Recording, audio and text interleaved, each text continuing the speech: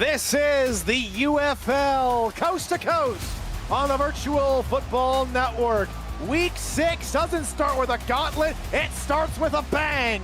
The two remaining unbeaten teams in the Austin Lone Stars and the New York Lightning go to work tonight to decide who will remain undefeated here in the UFL. Hello folks, I'm Tyler Falk, joined in the booth by my partner Josh Zirkle. Cameron Irvine is back in production in VFN Studios. Glad to have your company. Josh, glad to have your company here in the booth. As you always tell me here in our pregame festivities, we are required by law to have fun. I think we're gonna have a fun one tonight. Yeah, Tyler, you said it. We'll be down to just one unbeaten team after tonight, but who will it be? Will it be a New York team looking to make another playoff run, or the upstart Austin Lone Stars, who have carved up their first 5 opponents with perhaps the most dynamic offense in the UFL? UFL quarterback Joe Francis will have to make a fast start to get ahead of the Lone Stars, but this is an absolute dream matchup tonight, Tyler. Absolutely, and here we go. Kickoff is already gone, and New York will get the return up to near the 25-yard line. We got some keys to the game we'll talk about here in just a moment, courtesy of Mike Woodstone. $20 super chat from Jesse Franz. Time for UFL football. I couldn't agree more. First carry for New York's tailback Robert Henson Jr. It's the fullback getting a couple yards. Then we take a look at that Lightning offense, Josh. Yeah, Joe Francis, not a super flashy quarterback, but very effective, a classic West Coast offense almost. Plenty of help in the run game too with Jupiter Jennings, and fullback Robert Henson Jr., who will be a feature back quite often in the proceedings tonight. And Joe Francis will go into the gun here on the second play, pumping once with time. Only a 4-man rush, gonna try and tuck it and run, and he does pick up the first down. 7 yards the carry to move the chains. You won't see that much, though. That, like I said, they've got plenty of guys to run the ball. Joe Francis would have, if he has his way, would just prefer to sit back and throw it. And Henson checking back into the game to Francis's left. Run here, and this time it is Jennings who's going up against a very talented Austin defense who love to stop the run. Yeah, tremendously stingy unit, and joined by John Fowler and Xander Fowler, who joined a team earlier this week, joining a secondary with Malik Torrance at corner and Cash Cruz at strong safety. A very stout Austin defense, just got a lot better, Tyler. And they definitely needed to shore up any loose ends, any gaps in their defense, and going up against one of the top teams who like to control the tempo, like to try and slow it down and bring teams to bend and break, if they will, in this more methodical setup. Austin, the exact opposite. They like to be more explosive. We'll see their offense, which has the best passing attack in the league at this point, is Francis now in the gun, 3rd and 3. He's gonna look to throw. Looking right side, little space in between, but the ball is jarred free. His first pass will fall incomplete, and that will bring out the punting unit. Yeah, that's on Terrence Roll, wide open. All he had to do was hang on, get the first down for New York, move the chains. It's imperative that New York get a fast start here in their games that they won handily. Talking about San Diego, Miami, and Phoenix, they had 10 points in the first quarter. In the 2 games where they struggled against Vegas and Rochester, goose eggs in that opening frame. Credit Cruz there with the knockout on 3rd down, which means here comes Brandon.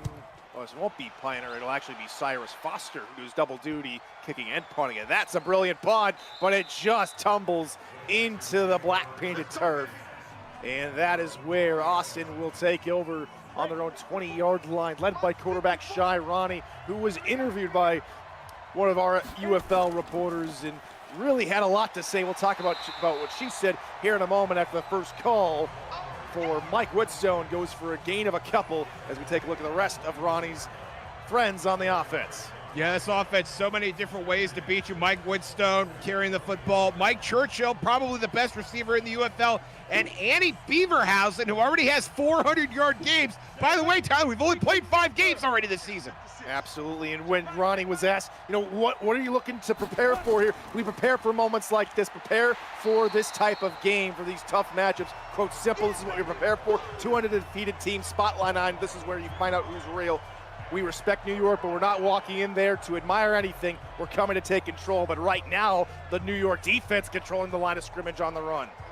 And New York's defense has been very stout, especially last week. Carlos Berry on that defensive front returned a fumble for a touchdown to help give them an early lead against Phoenix. And you could bet they're looking to do the same thing here on 3rd and long. Bunch near side, 8:23 and ticking here early on in the ball game. Ronnie with plenty of time. Good protection up front, has all day to throw it, a triangle it out, and it's picked off. Ronnie with only her 2nd interception of the season. That's Bjorn McClain in the corner trying to find Churchill. Churchill got a little deep, and Ronnie underthrew it. You can see all the time in the world. And it's just outstanding coverage by McClain. That would look like Beaverhausen was the intended receiver. No question, 2 feet in. And New York comes with a very much needed turnover early in the game. These turnovers are going to be absolutely magnified, Tyler, with these two powers colliding. Here we go. 90 Wolf. New York not known for their interception prowess. Boy, they do get the job done here with a timely takeaway as Jennings runs forward for 5 yards on 1st down. How much does it suit this New York offense to start the drive on Austin's side of the field? This is the kind of short field that they love to play with, as Henson is the lone back right now. High snap corralled there by Francis over the middle, caught behind the coverage, and that's a big 1st down. Jazz Oldmere to the 20-yard line. Oldmere gets pegged as a possession receiver, but he really does have a lot of speed, tremendous hands, and a terrific route runner as well. You can see he finds a perfect seam, a massive seam really, between those 2nd and 3rd levels. And unlike his counterpart from the first drive, hangs on to the football and gets his team into field goal range. What is New York going to come up with here into the red zone? First time either team has been in here early in this football game. Francis again looking to throw, looking to the end zone. Found a hole, but couldn't connect with DeClain James, who had the ball by the hit yard at free. Second drop by New York receiver in this 1st quarter. And credit to Austin, though, for meeting at the point of impact, knocking that ball out from the end zone. Francis again will throw. This time just a simple check down here for Oldmere, and that's a good gain of 9 yards. It'll bring up 3rd and short. I wouldn't be surprised to see both running backs on the field at this point, Jennings and Henson. Looks like it's just going to be Jennings with a bunch set to Francis's left. Come, get it. Try a little trap play. Oh, nothing doing. Steamrolled is the tailback by Rellis Triplet. And that'll stall out the drive. New York will try for a field goal. Yeah, curious going 11 personnel. You see Eden Hart, number 41, getting a great block on the edge. But Triplet just getting tremendous penetration. And again, if you've got Robert Henson in there as a lead back, you get that guy covered, but not the case there. Jennings gets stopped short. So this will be a 30-yard attempt from the left hash. Snap spot kick is up, and it is good. And so New York jump out first. It's a 3-0 lead. The early turnover resulting in points here for the Lightning. Yeah, it's great. New York came away with something. Obviously, they wanted to get 7. I think having it be this early in the game, you want to play it a little conservative. You want to end this drive with the lead, and New York has done that. And don't forget, there's your early bingo numbers here in the UFL. 3 and 30. Of course, we track scoring, yardage out, and how many points. So keep an eye on that if you're playing UFL bingo.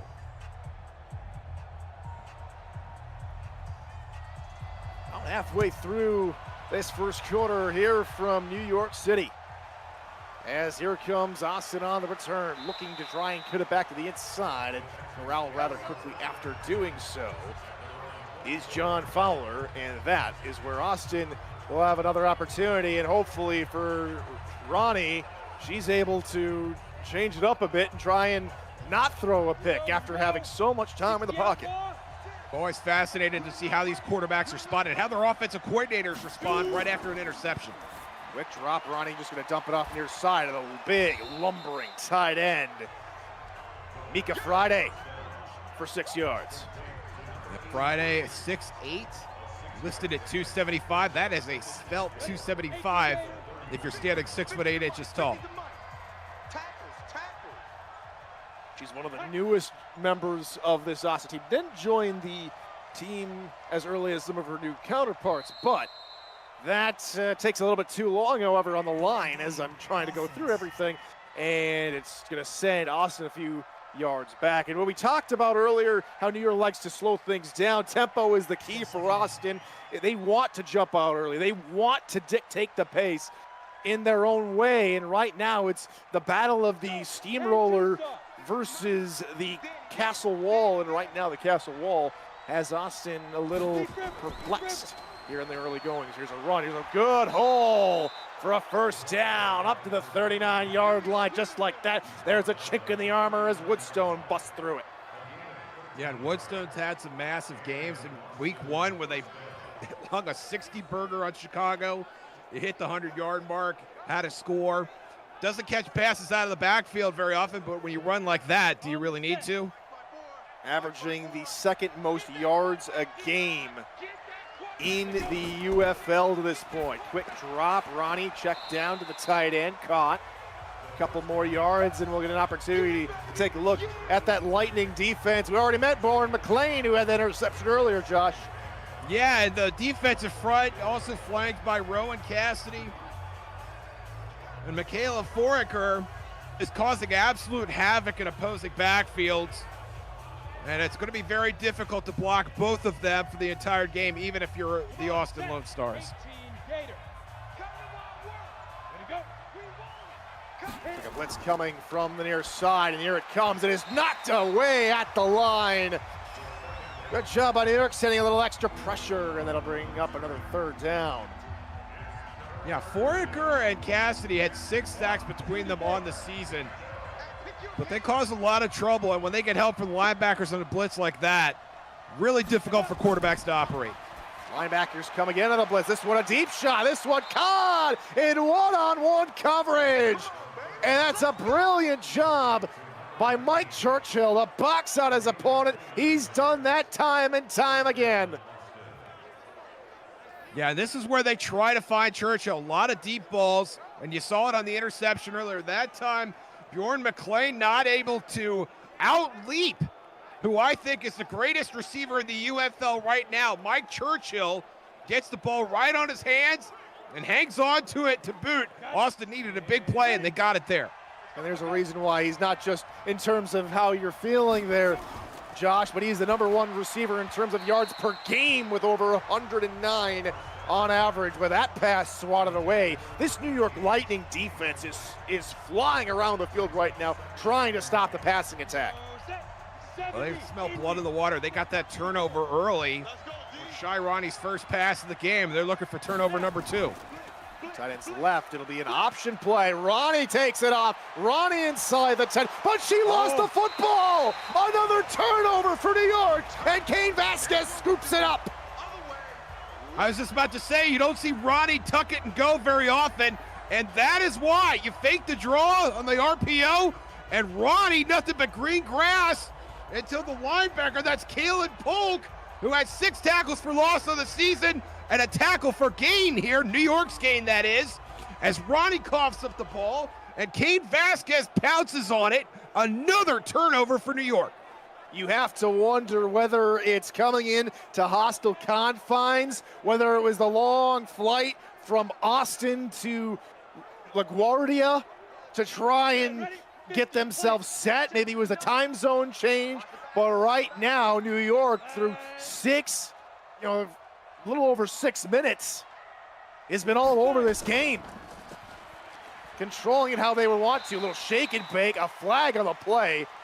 Ball carrier was the fullback Hansen. It's a face mask on Austin. Keep piling on the punishment right now. And if there is an Achilles heel for this Austin team, it's penalties. It's all delay of game earlier, and now a personal foul. The worst opponent for Austin sometimes is Austin, and we're seeing that a little bit play out tonight.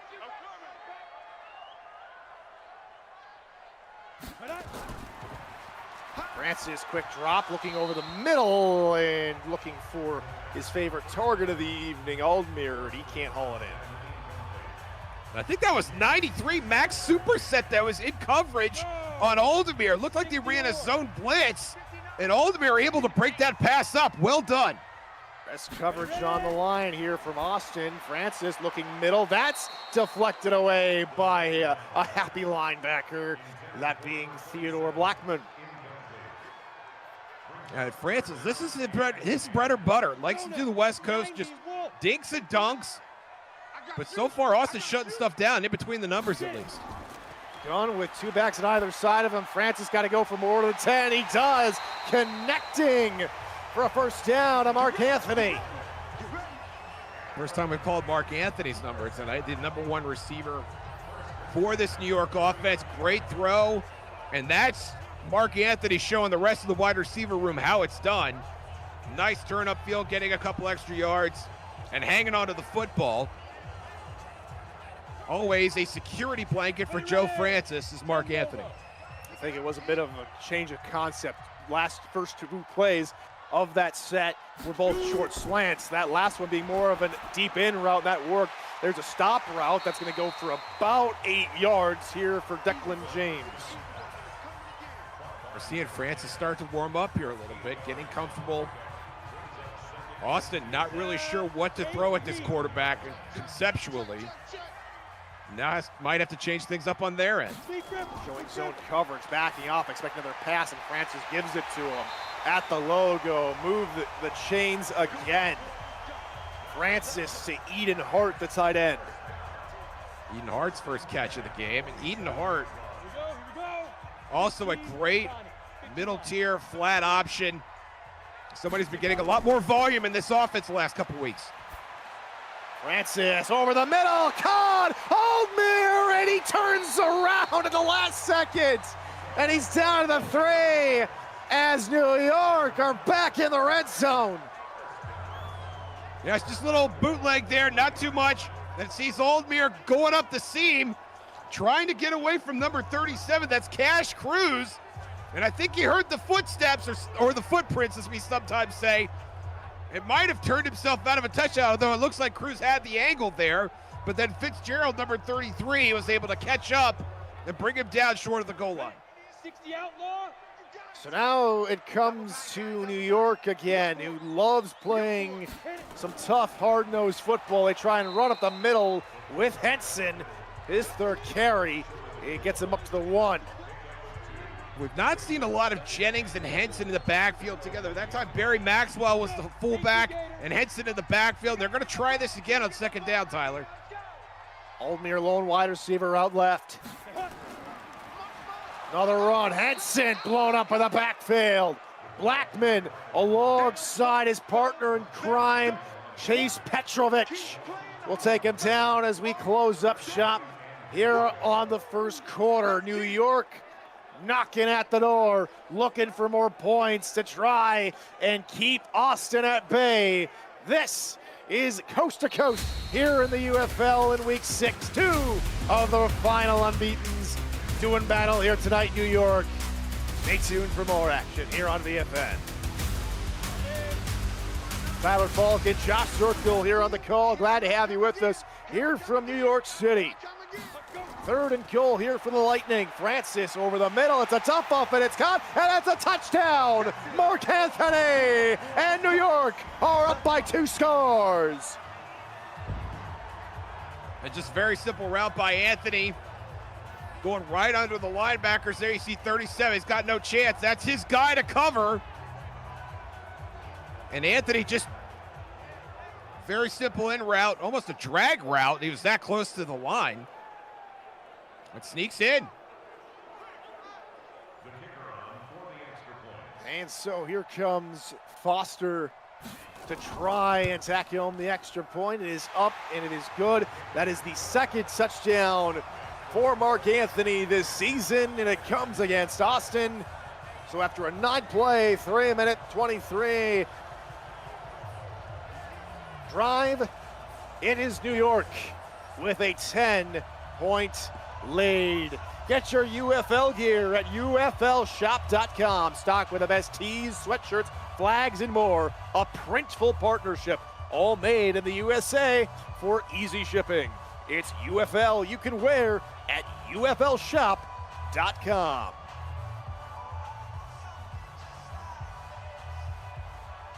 We mentioned how much more successful New York has been when scoring 10 points in the first quarter. I think scoring 10 points in the first quarter plus one play is an allowance we could give them here. Either way, New York off to the fast start that they hoped for and, in my opinion, needed against this Austin Lone Stars team. I couldn't agree more. And right now, Ronnie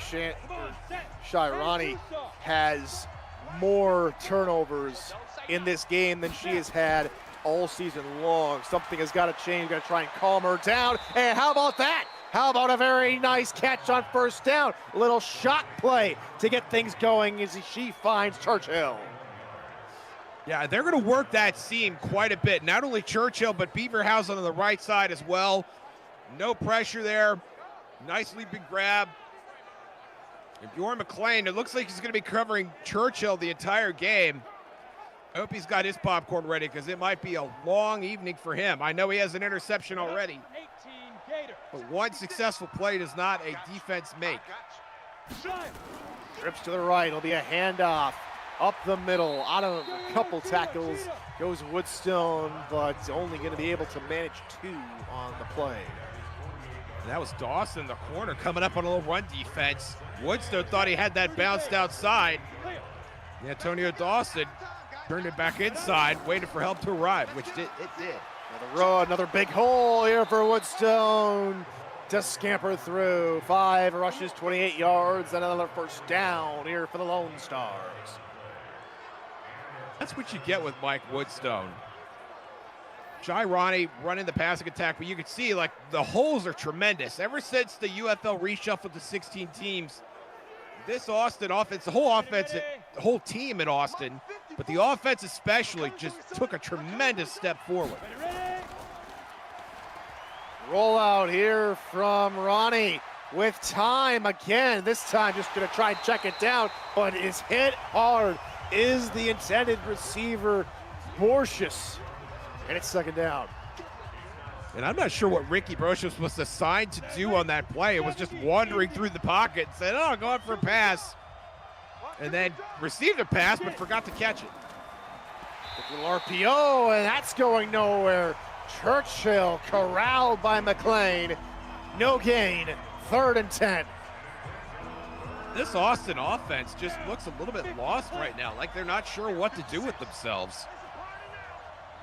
They're going to have to get a first down here. They were able to convert on a 3rd down earlier. It's a screen play. Woodstone being chased from behind and out of a tackle, but collided with Kane Vasquez. Short on the line to gain. Vasquez with a fumble recovery and a massive hit here in the early goings. This play was almost dead like 3 or 4 different times. Caleb Polk right there giving chase, breaks the tackle there. Vasquez, hello! Wallops Woodstone right in his brain bucket. He might have to go to the 10 after getting that hit. I mean, he had a half a second to figure out who was coming after him, but here's a 50-yard attempt here for Lone Star. See if they can get on the board. Damon Webster's kick is up, and it is good. And so Austin does chip a little bit into the New York lead. It is now 10-3 Lightning. A successful drive, obviously, for Austin. But there are points in that offensive series where they just looked lost, unsure of themselves. New York successful at bringing pressure. Kane Vasquez was that tremendous hit on Woodstone, stopping him short of the line to gain. Everything looking all New York at this point. But as you were saying earlier, not one drive or one play does a defense make. Do the Lone Star defense have an answer for this methodical New York attack? And the return will be halted just shy of the 25. from James, and out comes the New York Lightning offense, and it's been a little bit of everything. Not really relying too much on the run, but a couple of these big hitters, especially here to Jazz Aldmere, have really turned the tail of the tape in their favor. Yeah, and it's not often that New York has been able to get Aldmere and Mark Anthony this much volume this early in the game. A lot of times you'll see one guy have a great game and the other guys, at least statistically, will regress toward the pack a little bit. But right now they could go either direction. And rush shut down to the 30. It's good for a gain of 6 for Mark Anthony, who had the touchdown earlier. We're not even talking about Eden Hart, who has been a tremendous asset to this offense as well. And her skill set fits this West Coast style. And Anthony, who I saw at a lot of the games in the first 5 weeks, working deep, trying to create room, pushing the safeties back, now operating within that second and third level as well. High formation here on 2nd and 5. It'll be a run, trying to go through the middle, and Austin enacting a little bit of revenge with another hefty hit of their own. I like Robert Henson Jr. I think he's a very capable player and has a lot of skills, but I wonder why we don't see more of this with Henson at fullback and then Jennings in the tailback. And for the pistol, gonna lose a few yards, and Jupiter Jennings gonna try and shake off Petrovic, who's got a second TFL tonight. And just like that, Austin's defense shows a little bit of backbone, and New York will be have to punt. Well, this is a defense that only allows 60 yards rushing per game, and Petrovic, a big reason why there.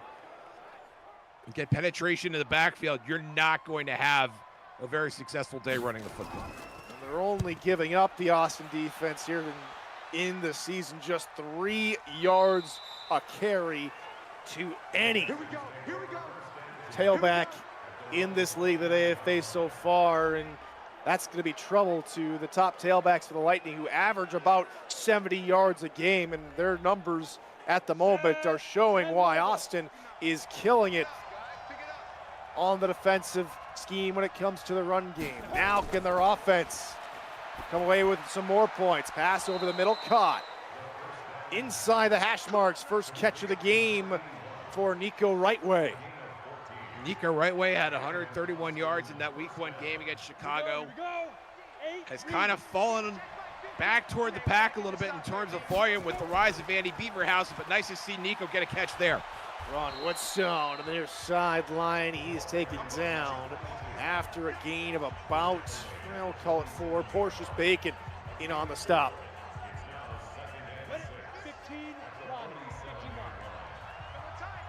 2nd and 6, 2 wide outs outright here for Ronnie. It'll be a run for Woodstone, trying to cut it out to the outside. It just has to get down a couple of yards short of the line to gain. And Woodstone does have capable backups, but they don't feature into the game plan as much as he just runs the show by himself. Play action from Ronnie. Pressure coming. Gets rid of it. Caught with room to work. Inside the 35 and inside the 30. And down to the 26-yard line goes Ricky Portius. Ricky hung on to that one to get Austin over 100 yards passing. And Brochia's a pretty big dude, too. It's 6'5", 251. You see 3 guys over there. They're having a heck of a time trying to bring him down. Traylon Baltimore trying to go up there and get a block, but all 3 of those guys busy wrestling Brochius. He went from that little leak route that you were a little bit confused about earlier to making one of the big plays for Austin here early in this game. This is a dump off near side. Friday, she hauls in her second catch, for this time for 2 yards.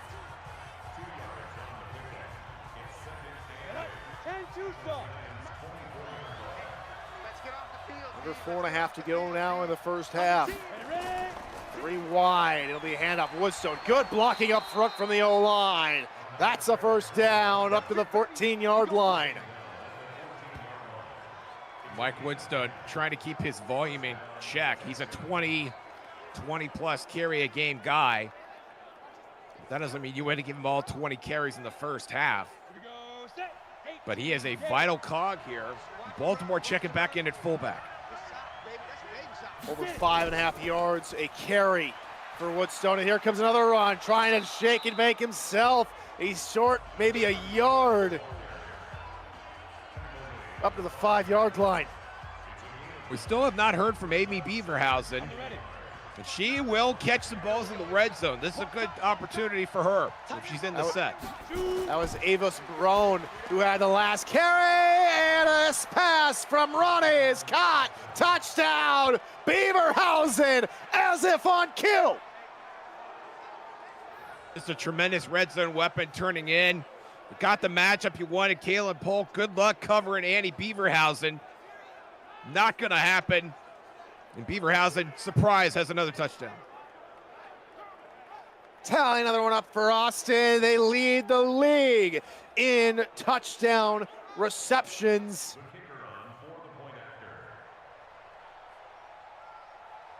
We've 18 now on the season. And that extra point from Webster ties up the football game with 3:14 to go. Here in the first half, 10-10 your score, more bingo numbers coming across your board. And we're just getting started this week in the UFL as Wichita battles Phoenix next on Coast to Coast. Plus Monday night, San Diego welcomes St. Louis, and a special Tuesday edition of the Game Day Gauntlet kicks off this Tuesday at 7 p.m. Eastern. Don't miss any of the fun this week in the UFL. You can catch it all right here on the Virtual Football Network. Very excited about the Tuesday Gauntlet. I don't know about you, Tyler, but sometimes you get through Sunday and Monday and football's over and you're sad. And you're like, come on, give me just one more day of football. Well, on Tuesday we'll have one more day of football. I'm really looking forward to it. Absolutely, me as well. It's always fun to see Cam in the cam, as some would say, going all around the league and break down and call the games live. It's a whole lot of fun. Hope to see you there on Tuesday for that. Joe Francis, he's done pretty well tonight. 8 of 12, 122 yards and a touchdown. Wouldn't expect a whole lot less from him with one of the best passers in the league in terms of a completion percentage. Play action as he'll look to air it out, and a crossing route is caught past the midfield. Go New York on first down. And that looks like James, Declan James, with a monster reception right out of the gate. If there is a vertical threat in this offense that you have to watch play in and play out, it is Declan James, a guy who can't get upfield, who can match defensive backs speed for speed, and tremendous hands as well and some shiftiness. And if Sean Fowler doesn't make that catch, that's probably a touchdown, or that tackle, excuse me. 70, Indy. Here we go, D. Go. Snapping with 2:40 to go on the game clock. And just a couple yards for Jennings. Give him 6. Almost a perfect scenario here for New York running the 4-minute offense. Just get down as close as you can, not leave Austin anytime. Make sure you leave with points on the board before you go to the locker room. Francis with time over the middle, wide open. And another catch for Mark Anthony as we hit the 2-minute warning as New York are back in the red zone again. Tie ball game 10-10. Error from NYC. Really not getting a lot of pressure on Joe Francis. The pass rush has not been evident, certainly from Francis's vantage point. He's going to look to pass again. Has time. He hits as he throws, but it's nearly caught by Anthony. Incomplete pass. And that'll bring up second down. Almost looked like Anthony took 3 steps forward with that and dropped it. I think it just got hung up in his arm before it fell to the turf. Another pass here from Francis. Again, good pressure, but it's quickly evaporating. Look out. Down he goes. Just with an doctor ordered for the Lone Stars. Max Superset with the first sack of the game. And just how we were talking about how Austin wasn't getting pressure. Superset coming off the edge, working against Connor Jurich. Beats him around the outside. It is almost like Jaws watching him come up. Dun it, wrong. Shark attack, Joe Francis.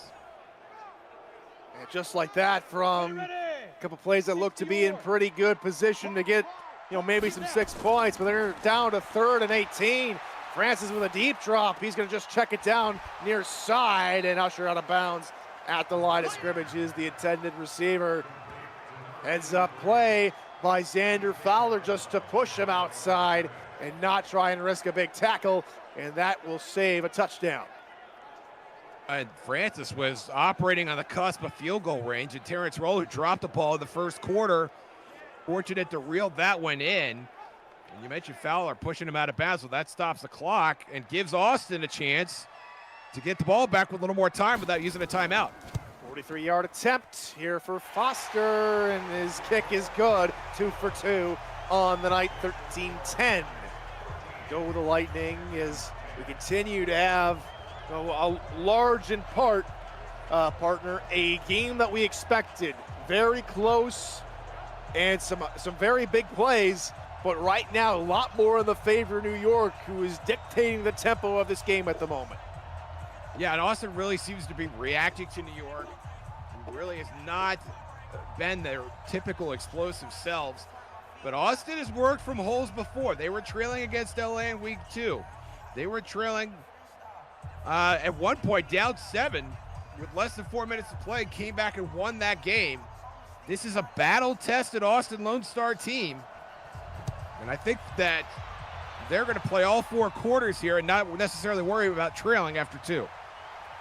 And the return is bottled up near the 24-yard line, and so the Lone Stars will need to call on their stars to try and get some forward progress down here and answer that field goal with maybe one of their own or maybe some other points. But Woodstone might be the catalyst for that. They do have all 3 timeouts, and so we could see a few runs here even under a minute and a half to go. Instead, Ronnie pass middle with room to work. Out of the outside, up the numbers. Down to the 43-yard line goes Mika Friday. That's the amazing thing about being in a 3 tight end set. You still have passing options. You see Friday coming off the line, running that 5 and in. Great play. 100 minutes to go, no huddle. They'll try and check it down near side, caught in bounds. Still the clock will roll. That one caught by Borchis. Yeah, Borchis a busy guy tonight. Making a catch during a 2-minute drill. A little bit of a surprise there. 40 seconds to go. Austin still with all 3 timeouts. Delayed handoff up the middle. Woodstone to the logo and no further. And Austin will now decide to use their first timeout with 34 seconds to go in the first half. I like the timeout. It's 3rd and short. Get personnel on the field. They give you a chance to run or pass regardless of the set you're in. This may be 4 down territory, but maybe not. Here we go. Depending on how aggro you want to be here. It looks like going empty. They might be very aggro, Tyler. Ronnie alone in the gun. Looking for a floater near side. Churchill, of course. No, Beaverhausen. A little short, stocky wide out instead of the big, tall, burly one with the catch. And that sideline is Annie Beaverhausen's office. Always willing to work there, always able to get the toes down. And you can see just outrunning Dawson there to get that front shoulder catch. Ready, 8, read. Tremendous, and the drive lives on. Under 30 seconds to go. Good job by Beaverhausen to get out of bounds and stop the clock, saving Austin's 2 remaining timeouts. Heads up, pancake block on the near side. Woodstone with a good pickup block, and that pass is caught and bobbled out, and oh my goodness! Antonio Dawson had a pick and he dropped it. Either that play lasted 10 seconds and we saw almost a sack, almost a catch, and almost an interception. 2nd and 10, 19 seconds to go. Ronnie near side. This one's caught again by Annie Beaverhausen. She's out to the 12-yard line. And every catch, and this has not been true not only in this game, but also in other games, every catch that Beaverhausen makes is a high leverage catch, and absolutely true at this point here. Getting her team in the red zone, getting out of bounds again, and giving her team just a couple more plays to try and get 7 points here. And even though they're down by 3, Austin showing their explosive prowess already over 250 yards on offense. 15 seconds, 2 timeouts to go. Ronnie, near side, little check down. That's caught near the 10 and then tapped down. Officially at the 11-yard line, 2-yard pickup. And that's not a bad play. You positive yardage, you're making the defense cover the whole field. That's about the level of aggression you want here. A field goal ties the game, so you don't want to get too crazy. A touchdown would be wonderful, but you have to get at least 3 points on this drive. Probably the last offensive play before we see the special teams unit kick out for one reason or the other. Ronnie, middle on the drag, caught by Churchill, down to the 6, final timeout called with 5 seconds to go. We should see the field goal unit here. Whether or not Austin will bring him on is up to them. Well, at this point, you can't take a sack. Anything positive yardage is toast because you're out of timeouts. It looks like they're going to go for it. 3rd and 4, they want the lead going into half. It's got to be a touchdown or a quick incomplete. Ronnie, time will expire on the half. Looking into the end zone, it is bobbled and dropped by Churchill. Lightning will head into the halftime break with a 3-point lead. Questions of Austin's coaching staff coming. Just remarkable there that you let that get away. And Ronnie's not one usually to hold the football. Usually she lets it rip, but not that time. And her team's going to pay a price for it being down 13-10. Joe Francis, a monster game so far, finding a variety of targets. Jazz Aldmere there getting downfield. Mark Anthony, Eden Hart getting in the act as well. Jupiter Jennings and Robert Hinston Jr. still need to synergize a little more to get this New York running game going. But right now, Tyler, I feel like this is the Lightning's game to lose. They are certainly playing up to the competition that is required of them. They're not resting on their laurels, even while at home. They know how good of an Austin team that this Lone Star team is, and they are playing like it. The Lone Stars, well, they got some work to do, but they're not in that deep of a hole. They don't really have to come back too much. They will get the ball here to start the second half here in New York City. As we welcome you back here into the broadcast booth, I'm Tyler Falk. He's Josh Zirkle. So glad to have your company here this Sunday evening as we go coast to coast here in the UFL in week 6, and we're back underway.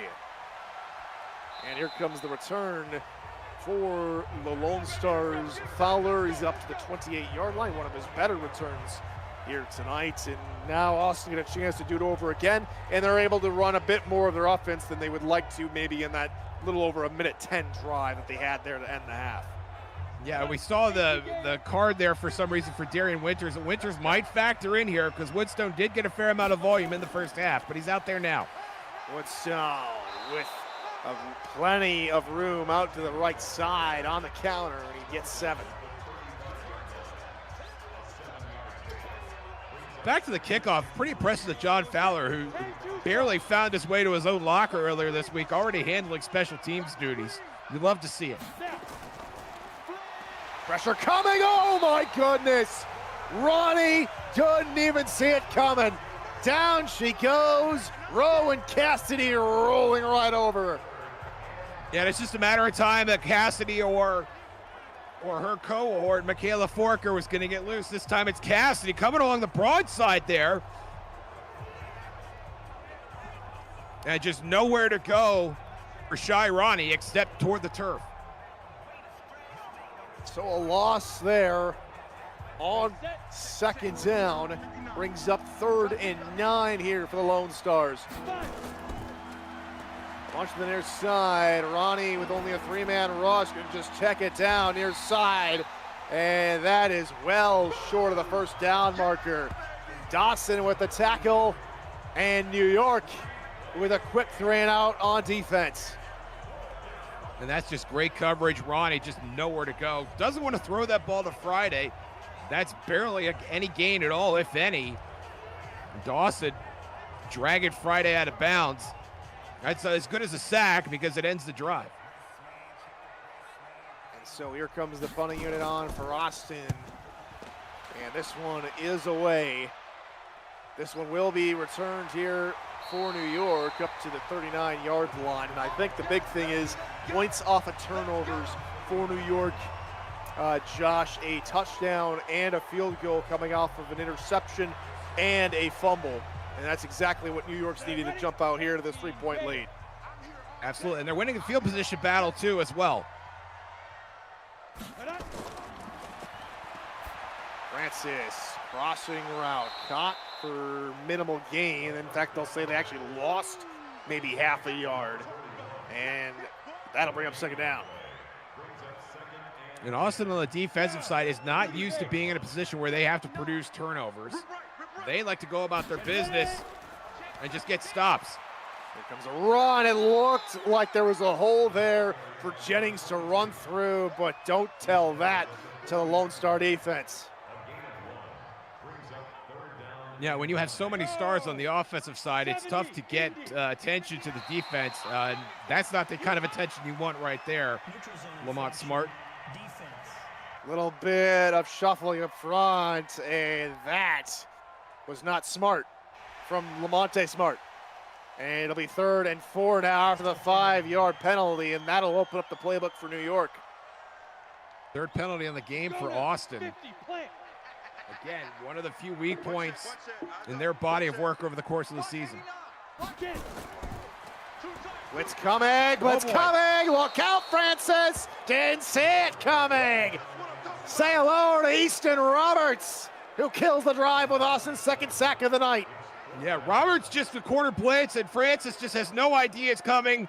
The O-line has no idea it's coming. The only one who knows anybody's coming is Easton Roberts. And Roberts, you know, kind of a light guy, only 179, gets a wallop in on Joe Francis, and now they're going to have to punt. Back-to-back punts, one from either team here.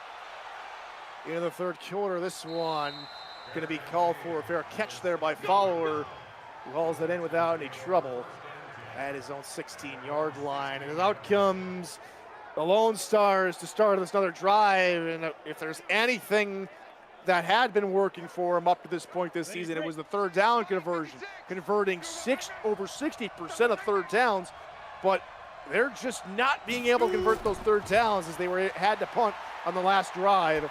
As Ronnie looks right side, and that's a good way to start the drive to the 30-yard line. Nika right way, another great crossing route there. Getting out of bounds. Ronnie trying to get his team fired up. Hey, let's look right. Let's execute the way we know we can. It'll be an RPO. It's deflected at the line. Voorhees Jordan gets his big mid up there. We've not seen a lot of sacks from New York. Obviously the one from Cassidy earlier, but they have been in Ronnie's face all day. Another RPO looking for the bubble screen, but Beaverhausen can't get away from Hasten Cross, who gets his 3rd tackle. And this East and West trying to stretch the defense out. This is not Austin's bread and butter. They like to attack, they like to go downfield, but they feel like they've got to set something up here. For whatever reason, they're only down 3, but this is not commensurate of the Austin defense, Austin offense, excuse me, that we've seen the first month of this UFL season. Another 3rd down looming for Austin. 4-man rush, Ronnie right side, caught. It's Friday, and where do they spot her? They spot her short. Tackle made by Connor Bridwell. I'd like to see him go for it here. I think with Mike Woodstone, with this offense, if you can't get inches, maybe you don't deserve to win this game. There's the catch again Friday. Nice turn, but a little bit nicer tackle there by Connor Bridwell. And Friday, even though it's 6'8", still a couple of inches short of a 1st down. Looks like they're going to punt. New York going to try and block this one, but they're just not able to get off their blocks in time. And fair catch called for at the 16-yard line, and New York will start their next possession from there. We know following the UFL action every weekend can be daunting. The best place to catch anything you missed is UFL Highlights every week on VFN, giving each and every game the highlight recap you deserve. Catch the UFL Highlights on the Virtual Football Network. More than likely not coming out Tuesday because that'll be the Gauntlet. So take a look out for it later on in the week. That run only goes for 2. Petrovic with the stop. This is not as vaunted a defensive front as you would see in New York, but Austin, this front seven, absolutely capable. The run, Jupiter Jennings, who maybe made one too many turns, and that will result in no gain, maybe a loss. Goran Anderson, 6'3", 240, coming in off the edge. The edges have been vulnerable for New York in the pass protection. Run protection, too. Pass near side, looking for more room, but nothing doing. Austin all over it. Only a gain of 1. It's Cruz there on the tackle. And that will force another punt. 4 straight punt combined for these 2 ball clubs. And you should see Cash Cruz, number 37, just brashing downfield. Knows where that ball's going. Edenhart trying to get upfield. No, ma'am, that is not happening. Cash Cruz brings her down, and a New York drive again gets snuffed out. Back deep to punt is Foster, who gets this away inside his 10. Good booming punt as the return by Fowler goes for a minimal gain. The first down at the 36-yard line, and we'll take a look at Ronnie's numbers. You know, not a whole lot of incompletions, over 200 yards, but in terms of total yards, they're right around 100 yards better in terms of their counterpart in New York at the time, 282 to 182. And that little flip out is good for a couple there to Woodstone as Woodstone tumbles out of bounds. And New York sent everybody on that play. If Mike Woodstone is able to keep his feet and turn upfield, look at the blitz. 7, 8, maybe 8 guys there. And Woodstone, there's nobody around. He would have had at least another 20 yards, but couldn't keep his feet, wasn't able to turn upfield. Made sure he caught the ball. That was the important thing. But that play could have been so much more. And with only a 3-point deficit, don't really need to worry about getting down the field in a hurry.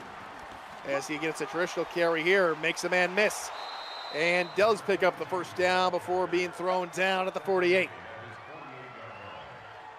And Austin just trying to find their way against this New York defense, playing at home, flying to the football, looking very confident, but Austin is not backing down. What's coming? Slant pattern, caught, and streaking up the hashes to the 32-yard line goes Churchill. It's just a matter of time before Churchill got back into this game. A big catch, blitz coming again. That means you're in man coverage most likely. And again, it's who I think, no disrespect to many of the great receivers in this league, but I think Mike Churchill stands above them all right now. Look at Churchill in his past. You look at last season even, was in the top 10 in terms of greatest plays of the inaugural season here on VFN. And Woodstone, that's gonna be weird, a tailback getting called for a false start. 4th penalty for Austin tonight. It's 1st and 15 as Friday gets the little dump off over the middle, and they're up at the 30-yard line. I don't make some of that up. That's basically a net of 2 yards after the penalty. But this is not a spot where you want to be throwing away yards. This is borderline field goal range for Damon Webster. And it's been a whole sort of different penalties. Face mask, delay a game, offside, false start, all different ones. You can't really narrow in on anything, just maybe a little bit of ill-disciplined play. But when it works, just like there, Woodstone's able to pick up the first down and get inside the red zone. And when you could scoop up chunks of yards like this, you could almost understand why you have those lapses, why you could forgive losing 5 yards here or even 15 yards there when you're able to just get it all back on one play more often than not. Ronnie now going to quickly go under center, looking for a trap play, but clothesline is Woodstone by Connor Orlando. Field's going to tighten up here a little bit. Orlando getting penetration this time, gets off his block. Woodstone looked a little dazed after that. I don't know why you have Nico Rightway blocking Orlando. That might be something they want to look at on the Austin sideline. 70, Indy. 2 corners near side on the slot receiver. Wonder if they're double guarding him. No, one comes on a blitz. Ronnie dumps it out right side with a little bit of room to work. Up to the 11-yard line goes Darian Winters, and it's 3rd and 4. That's the first touch of any kind for Darian Winters so far, and I wonder if Woodstone just need a little bit of a breather here before this big 3rd down. 4-man rush. Ronnie, middle, touchdown! Meek, a Friday. First touchdown of the season. And Austin take their first lead of the game. And you see Austin overloading the left side of the field, and Mika Friday has it right side all by herself in coverage with Kane Vasquez. And Friday makes a contested catch on the goal line and hangs on to give Austin their first lead of the game. Extra point up and good with 1:20 to go in the 3rd quarter. There's a little bit of the back and forth action we thought we'd see out of the score line. Austin with their first lead. It's still a tight one, 17-13. Bingo numbers all tallying up. No bonus numbers so far this evening. Remember, you're looking for a diagonal or all 4 corners here tonight. As we're almost through 3 quarters here, Tyler, not that you want to be thinking about this on the sideline, but a little bit of a victory. You've held Austin only 17 points so far. It's like keeping a Ferrari in the subdivision, so to speak. Austin, or driving a Ferrari in downtown city traffic. Or driving a Ferrari in a go-kart track. Yeah, something like that. That's the one thing I don't get about. I get a fast car, I get a Ferrari, I get a Lamborghini, I get an Aston Martin, but I'm just going to use it as my daily driver. What's the point if I can't race the thing? Here comes a run, big hole opening up here for Henson, who's up to the 35, maybe a half-yard shy of the first down marker, and he is 350 to 193 yards now after that last run. Still in Austin's favor. New York been held relatively in check. Comes another run. That's an easy first down here for the Lightning, as it's a tag team of tailbacks. Jennings with the first down carry. Nice thing about that, you can count on both of these guys being fresh this late in the game. Henson with a run, and Jennings could go north-south. You see him trying to spin, trying to create. The man is an artist. Let him create. Difficult to do in those confines, but he does get the first. 60 Pittsburgh. This could be the final play of the 3rd quarter. Francis, middle wide open. 2 safeties playing on 1 defender way deep, and that will allow Hart to get all the way to the Lone Star 38-yard line. And that will bring the 3rd quarter to an electrifying close as New York slicing and dicing finally over 200 yards on the game on offense. And they're marching down the field looking to get their lead back as we enter into the 4th quarter. 17-13 in favor of the Lone Stars, who will remain unbeaten. We have got one more quarter to find out here on the Virtual Football Network.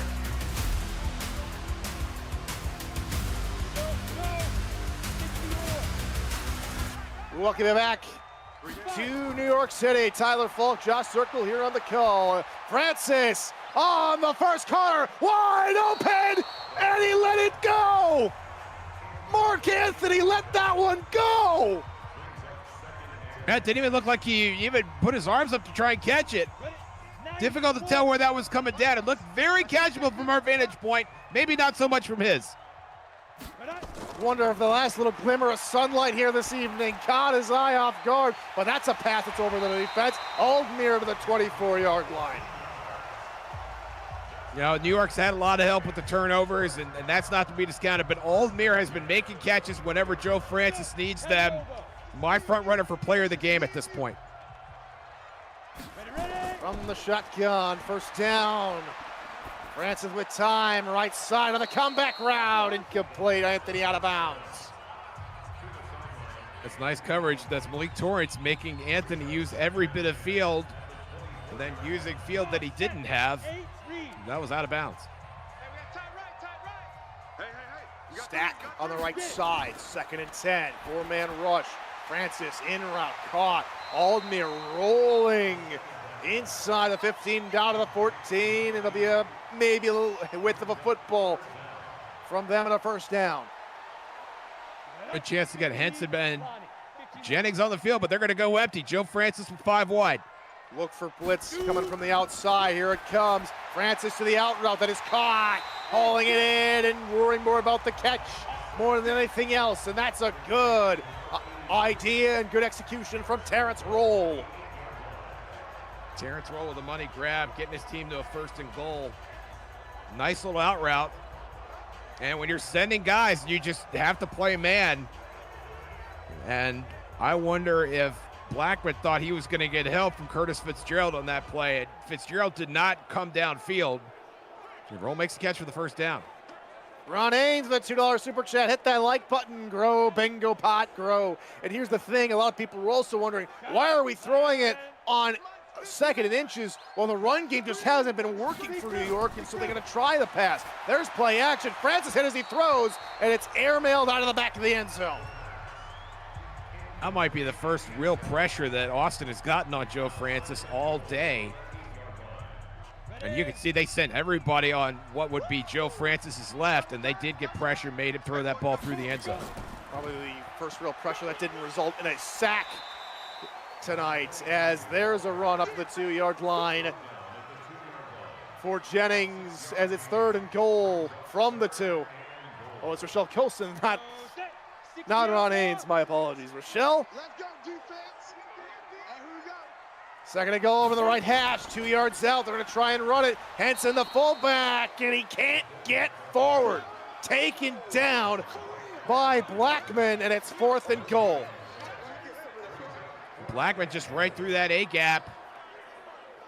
Or excuse me, threw it more closer to the tackle side. And Henson can't quite get a full head of steam. He's already making contact just 1 step after getting the ball. And Blackman holds him. They're going to go for it on 4th and goal. That they are. We saw Austin try and go for it to end the 2nd half. It failed. Fullback dive, and that's going nowhere. To the 1, but no further. Touchdown saving tackle by Ezekiel Lattimore. Turnover on downs, the first turnover of the game for New York's offense. And I like the play call. I don't like the decision to give it to Brary Maxwell. Jupiter Jennings not even on the field. Robert Henson Jr. in the backfield. He doesn't get the touch. I know you want to try something different, but handing it to your 2nd string tight end when you're trailing by 4 points, I think you had better options available if you're New York. It is 1st and 10 from the 1-yard line, and they're not going to send a whole lot of pressure, but it is a pass from Ronnie, who connects with Churchill to the 14-yard line, 1st down. That's absolutely crucial. Shy Ronnie with some breathing room now.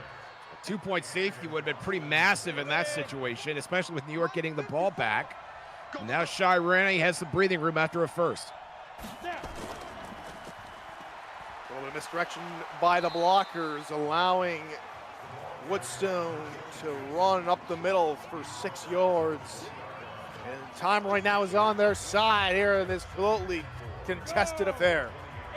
Well, they need to hang on to the ball, and they probably need to come away with some points. This is not the time for your 4-minute offense. Ronnie near side, caught on the run, and then bumped out of bounds. Goes Nico right way.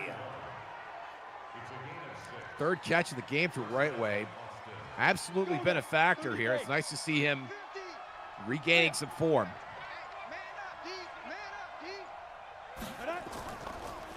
Quick drop. Ronnie nearly picked. Streaking linebacker. Couldn't haul it in. Kalen Polk. Kalen Polk has played a great game and almost turned that up into an outstanding game. Very fortunate for Shy Ronnie that was dropped. Trips to the left, only 2 DBs in the area. Pressure coming, but gets it away. Does Ronnie Woodstone. Nearly found some space, but Polk is there to clean up the missed tackle. Now you're in a 3rd and long. These short passes, when they don't work, you've got to follow it up with 1 long pass.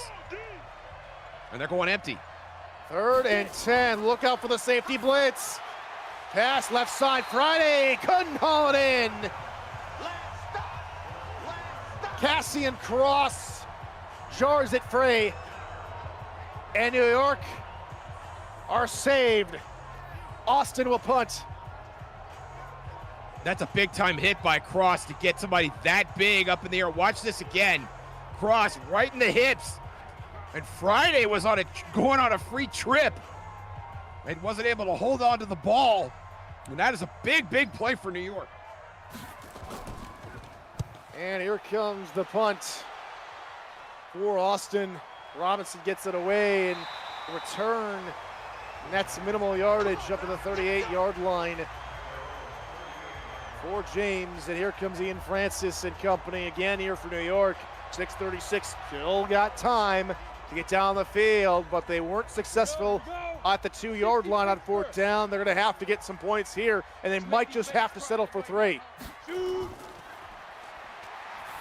Francis, out route, deep out route, cross midfield, the 48-yard line. They're easily and right back into Austin territory.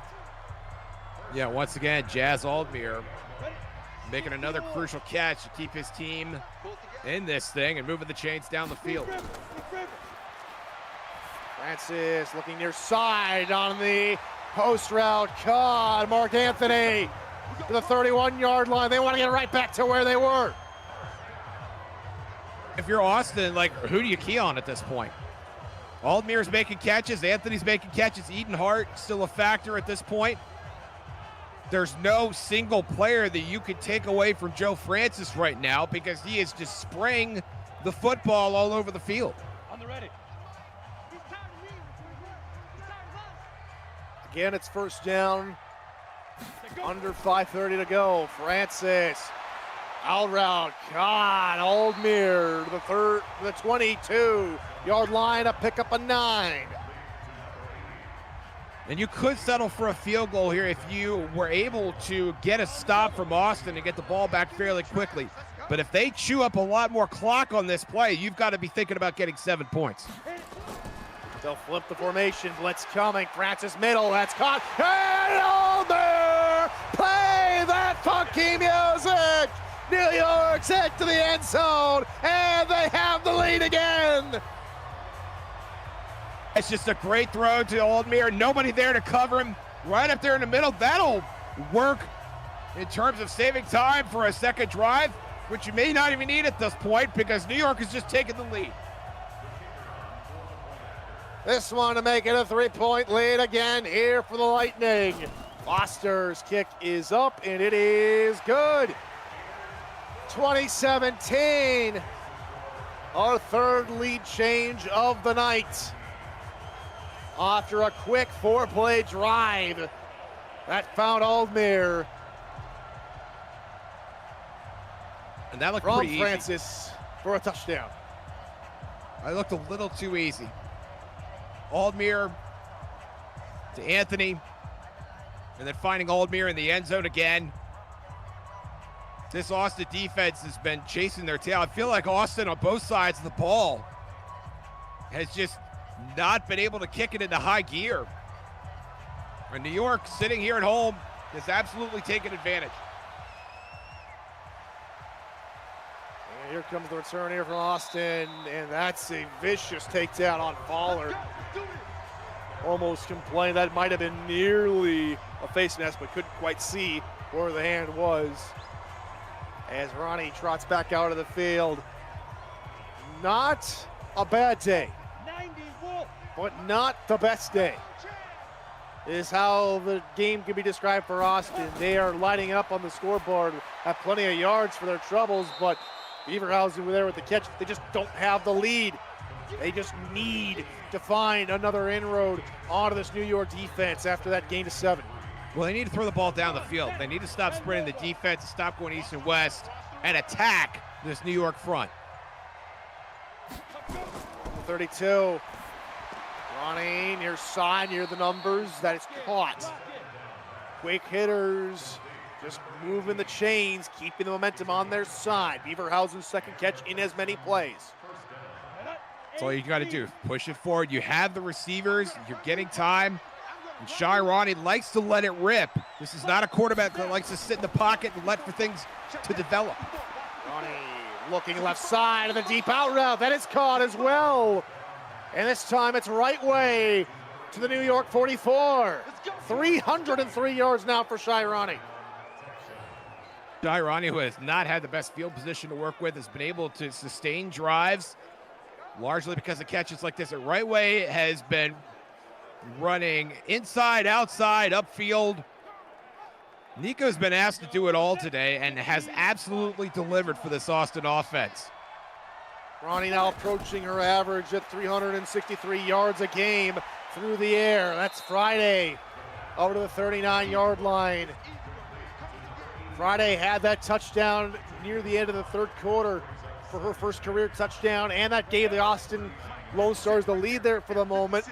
Now trying to help motivate her team to get the lead back again here on the dying embers. Ronnie, deep bomb, left side, caught, touchdown, Annie Beaverhausen from downtown. Shirani looks down the field, sees Annie Beaverhausen one-on-one, unleashes the dragon, and drops this thing on the back line of the end zone. And somehow Beaverhausen is able to come up with that, being covered by Portius Bacon. Just a tremendous catch. The feet are down.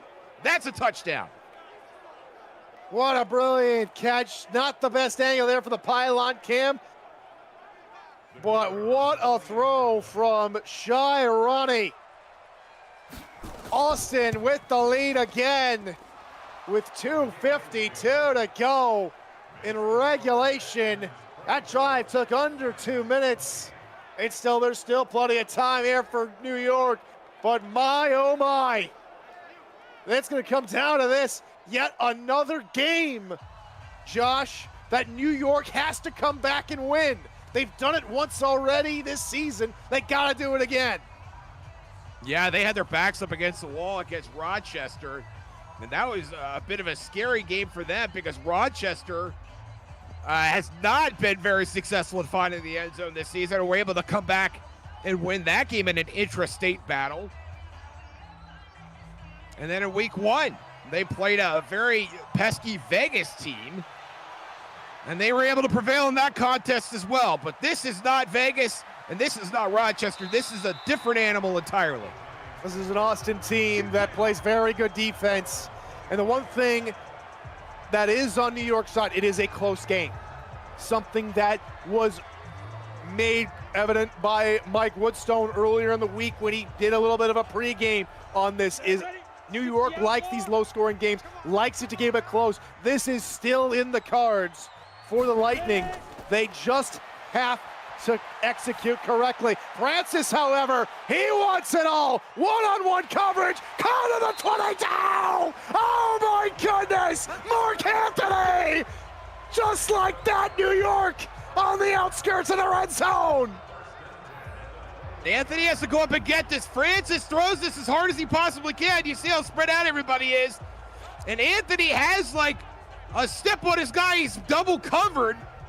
And John Fowler tries to play the man instead of the ball. That might have been the right decision because he does bring Anthony right down, but what a catch by Mark Anthony. Possibly the final play before the 2-minute warning. Francis on the little fullback go route. It's up to the 11-yard line. It's 2nd and inches. New York trying to motivate that defense to hold on a little longer. 2-minute warning. Both teams 5-0. We have 2 minutes to find out who will have a crooked number in the loss column.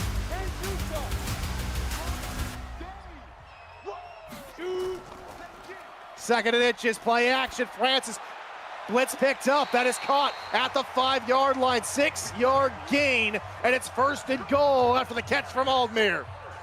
And out of bounds, stopping the clock with 1:56. Austin not only thinking about getting a stop here, but also realizing they've got to save some time if they don't get a stop. Empty backfield besides the quarterback. Francis with time underneath, wide open. Touchdown, New York! Robert Henson Jr. First receiving touchdown of the season for Robert Henson Jr. Sneaks out into the flat. Curtis Fitzgerald can't get to him fast enough. The ever versatile Robert Henson Jr. gives New York the lead. But there's still a minute 52 on the clock. New York has got to hold on. We just saw Austin march down the field in roughly that same time. It's not over. Don't you dare change that channel. Don't you dare flip to another video. 1 minute 52 to go in regulation here in New York. Can Austin do it again? Well, the theoretical answer is absolutely. Austin could certainly do this again. They've got plenty of time. They certainly have the personnel. They went down the field in just a short amount of time, not too long ago, but they need to do everything right here. John Fowler, who was on that coverage when Mark Anthony caught that ball for 54 yards, needs to start it off here with a good return. Whatever happens here, Josh, whoever ends up with a win tonight has definitely deserved that 6-win mark. And so the pinnacle Austin drive will start at their own 24-yard line with a minute 47 to go. Woodstone, Ronnie, Right Way Friday, Beaverhausen, Churchill. It's all on their shoulders now. Ronnie with pressure gets rid of it in time. Caught inside the 40-yard line of their own side of the field. $10 super chat. This might not be the only time you see us play this season. From Jesse Long, no huddle as he was tackled in bounds. Ronnie, 1st and 10, pressure coming! Down goes Ronnie! Carlos Berry! Second sack of the game for the New York defense. Berry getting great penetration up the middle. Had a fumble return for a touchdown, makes a big play in this game as well. 2nd and 19, minute 4 to go, and taking that one deflected away. Heads up play made by Kane Vasquez. This New York defense coming alive here, now 3rd and long for Austin. What are you gonna do to get 19 yards? Obviously 4-down territory. Ronnie, 5-man rush, gonna flip it on to the left side and not even paying attention. Was the wide receiver Right Way. And so 4th and 19. Here for Austin, do or die.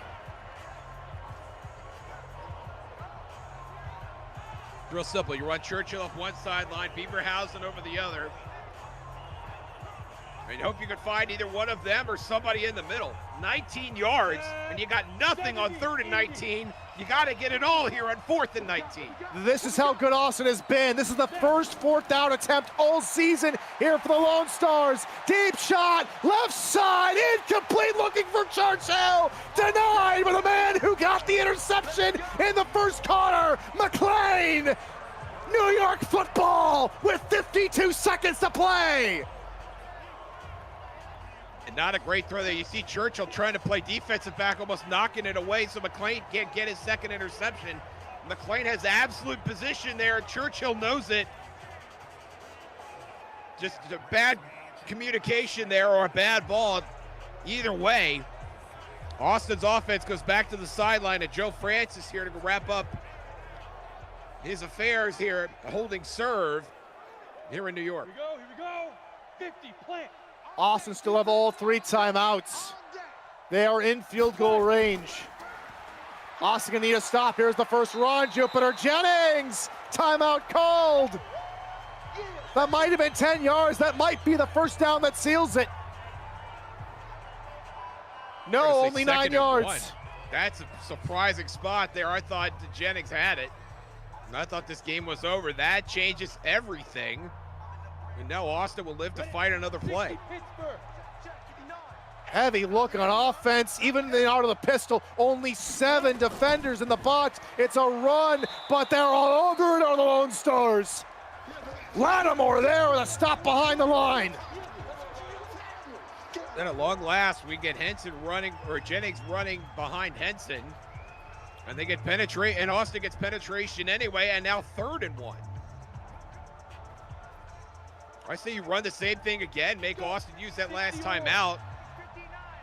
There's no reason to punt here. High formation, they're trying up the gut, and just like all night, Austin sniffs it out. Final timeout called. New York has to settle for a field goal attempt. This will be a very makeable field goal for Cyrus Foster. That'll put Austin down 7. And then Shy Ronnie will just absolutely have to let it rip in whatever time that she has available once this is through the uprights. So the 41-yard attempt, the snap is good, the start is good, the kick is good. 6-point lead now for New York with 36 seconds to go. New York have one last chance at it. For everything UFL, visit the official league website at UFL Football, UFL.football to claim a player, learn more about the league, catch up on news and features, and dive into the leaderboards. UFL.football in partnership with Sidearm Sports. This is the crucial kick from Foster. This will be the crucial return from John Fowler. This will be it to save a perfect season or to continue one.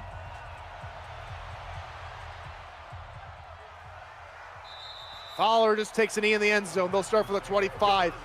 They need 75 yards in 36 seconds with no timeouts. So anything in the underneath the hook zone, middle of the field, that's got to be out. You might have one of those, but at the end of the day, you've got to go to the sideline to Churchill and Beaverhausen. Nearly impossible, but don't question the improbabilities unless there's a sack. Michaela Foraker, the captain. Jackrabbit, let's go. Back to line goes Ronnie. 15 seconds. Michaela Foraker again. That might just do it. Out of New time. York seals it with 2 sacks from Michaela Foraker to win 30-24, and they will remain unbeaten here in the UFL. Congratulations to the New York Lightning. What a tremendous game. Joe Francis, that guy, 355 yards, 3 touchdowns. Tremendous effort, had a lot of help from Jazz Aldmere, to say nothing of the defensive front. Foraker, and of course, Rowan Cassidy with a sack early in the second half. Tremendous team effort for New York, and they are 6-0. A well-deserved 6-0, and Austin's got to hang their head up high. And while they were beaten at the last second by New York in the passing category, Austin had a much more prolific offense, but the mistakes early on, Josh, from Shy Ronnie ultimately sunk their battleship. They were close, but they could not keep New York out of the end zone when the time mattered, and New York gets the job done. Well, a lot of mistakes, not only the turnovers, but also that play, the drive at the end of the half where they did not get a touchdown, did not get a field goal, and let time expire. Turnover on downs, and then taking back-to-back sacks on that last hopeful drive of the game. It just wasn't Austin's night. I think that's the only way you can sum that up. A brilliant game to get this week of UFL action underway. Coast to Coast continues here in just a few minutes with Wichita and Phoenix, with Mike Daggs and Gerald Smith on the call right here on the Virtual Football Network. We hope that you will join them for some more good football. And for Cameron Irvine in production and the commissioner, and for my partner Josh Circle, I've been Tyler Folk. Thank you so much for joining us. We'll catch you next time. Good morning, good afternoon, and good night.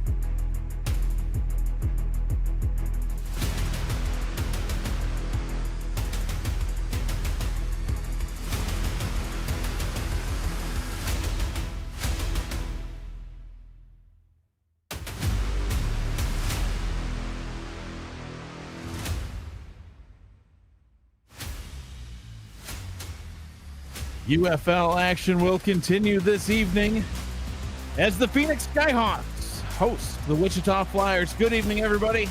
Thank you for joining us. I am Mike Daggs. With me in the booth, Gerald Smith, along with our commissioner and producer, Cameron Irvine. You're watching the UFL on the Virtual Football Network. Gerald, we've got a couple of teams whose seasons haven't gone quite as well as the two teams we just saw, the Battle of the Undefeated. These two looking to try to get some more wins in the win column, especially Phoenix, who has struggled on the season so far. Yeah, and oddly enough, for Phoenix, right, they actually outscore their opponents on average by just a little bit more than 3 points, which is kind of odd, right, on the season with them only having one win.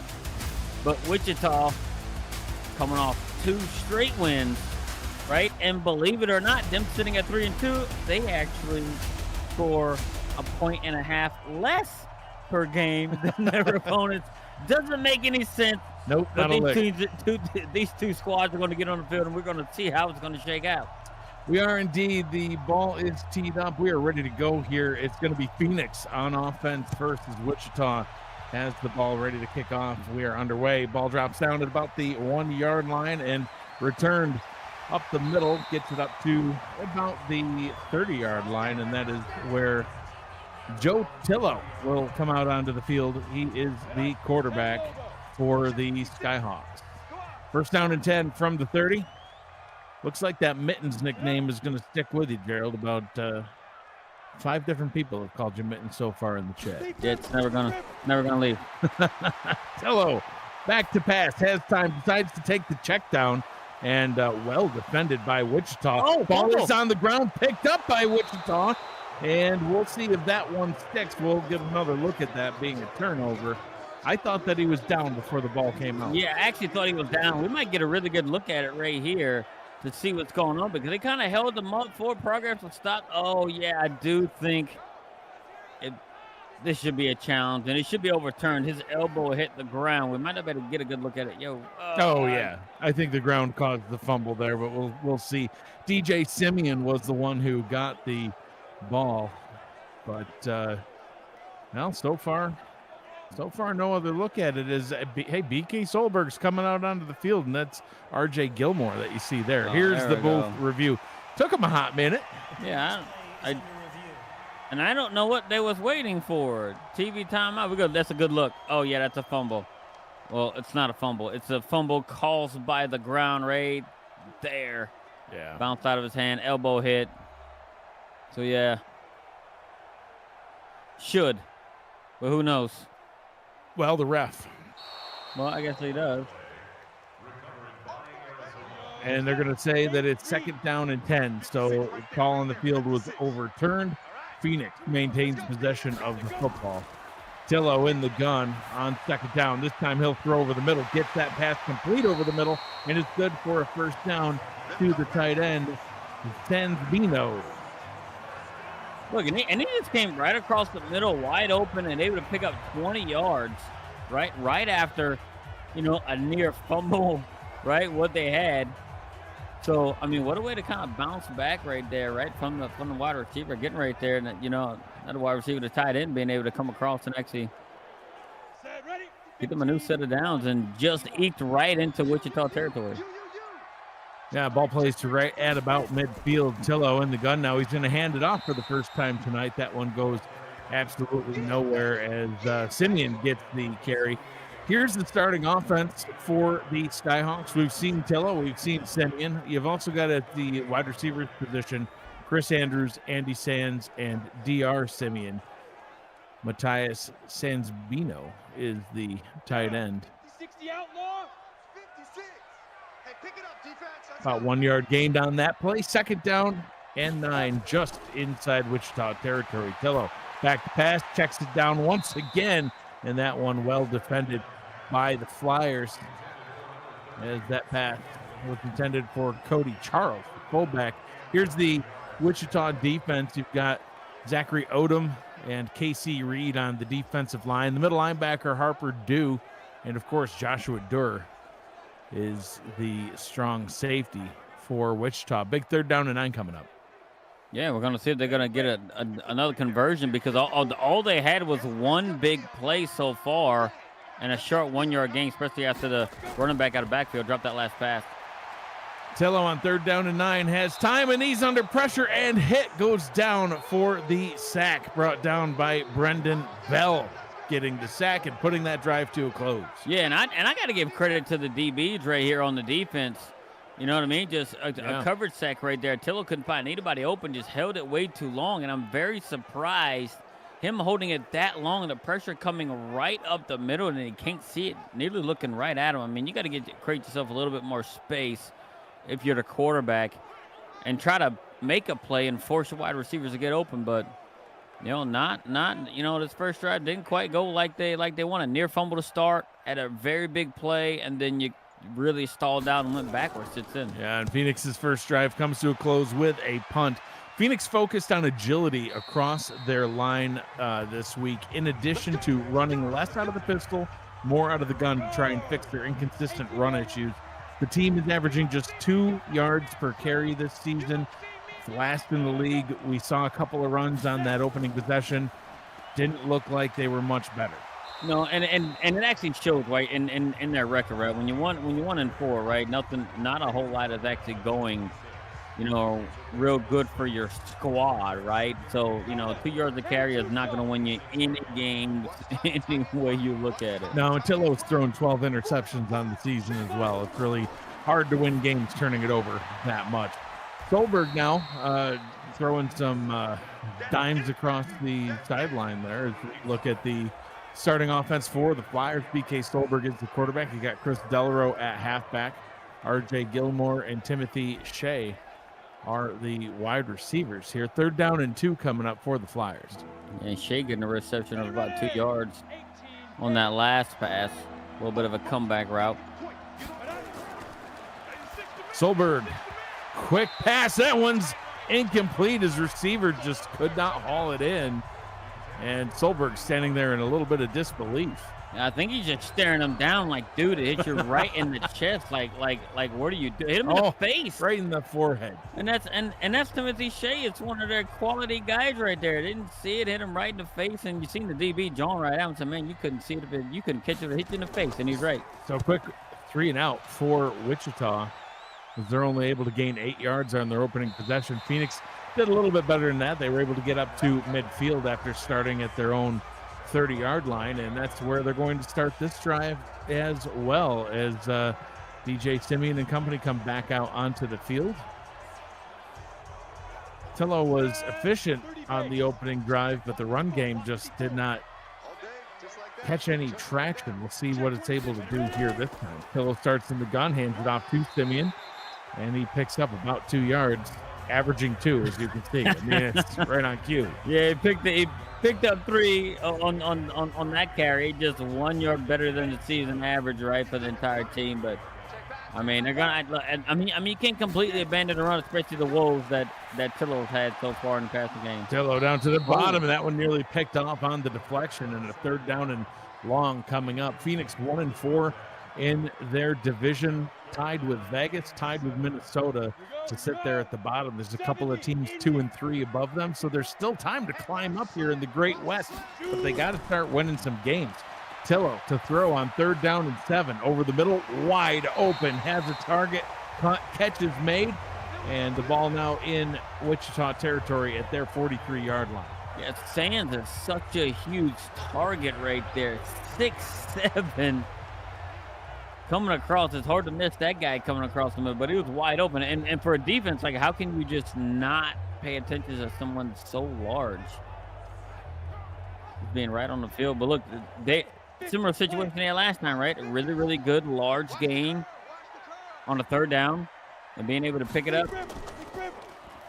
Tillo hands that one off to Simeon, trying to find some open space, and he does, up the right side. Gets the 1st down to the 29-yard line. A great run by Simeon. I don't know. Looked like 23. Whitley had sand in his shoes or something, a concrete block for feet, because Simeon just outran him. Watch this. Bye. Ran right by him. Joshua Doer able to make the tackle. Wichita's Doer is developing into a superstar for the Flyers. He made the single biggest jump in talent of any player so far this season this week. Look for him to make some more big plays throughout the night as Simeon carries that one for only a yard. Yeah, they're gonna need to just keep working it in right, similar to what they had last time. Simeon had a big long run of 10+ yards. They're gonna need more like that to keep this Wichita defense from keying solely on the pass. Tillo on second down over the middle, goes towards the end zone, and he's in. Touchdown Skyhawks, and they strike first. And guess what? You got Chris Andrews coming on like a post route right over the middle, and offensive line gave the quarterback enough time to sit back there and find his guy down the field, getting past the linebackers, a little bit past safety, split him a little bit, and being able to put points on the board after that first drive. After they got past midfield, it stalled a little bit, went a little bit backwards, but look, this is what you need to get yourself back in the win column and stack yourself a few more wins. Yeah, the receiver was able to get right past the strong safety Dorr, who I just mentioned, is one of their superstars, and some I guess a microphone on the sideline picked him up saying he may have been distracted by the cheerleaders. Are they down there? I guess they must have been. Wait, you looking now? I don't know. Like, I want to be distracted. I was jumping and dancing and everything. He might have been talking about me. He could have been. Updated bingo numbers there at the bottom of the screen. Diagonal or four corners get you the win.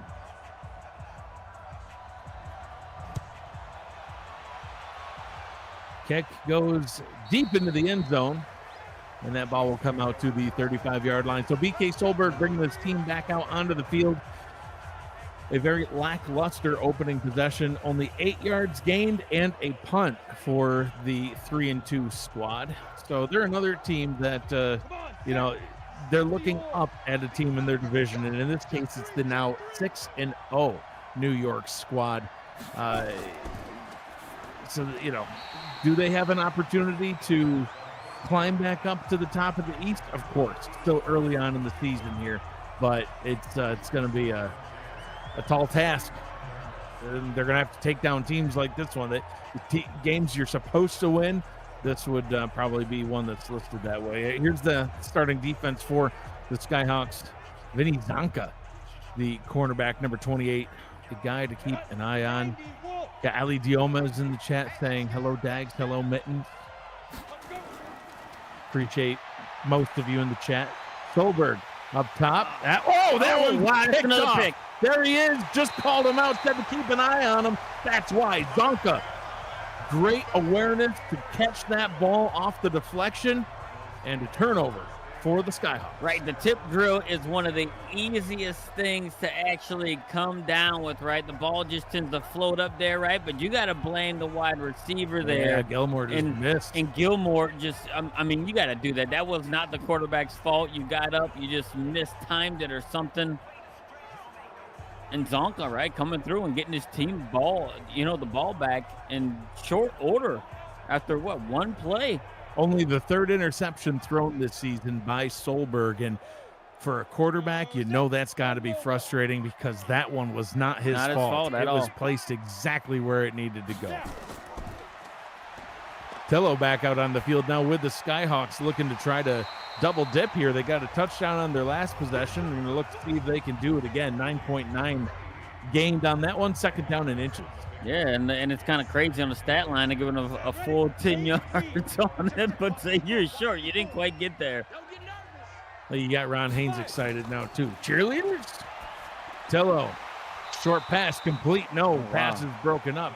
Got it to his target, Andrews, but great defense by the Flyers. Man, I don't know, like, if you're that short, I know you struggle to run the ball, but man, like this close, you're literally just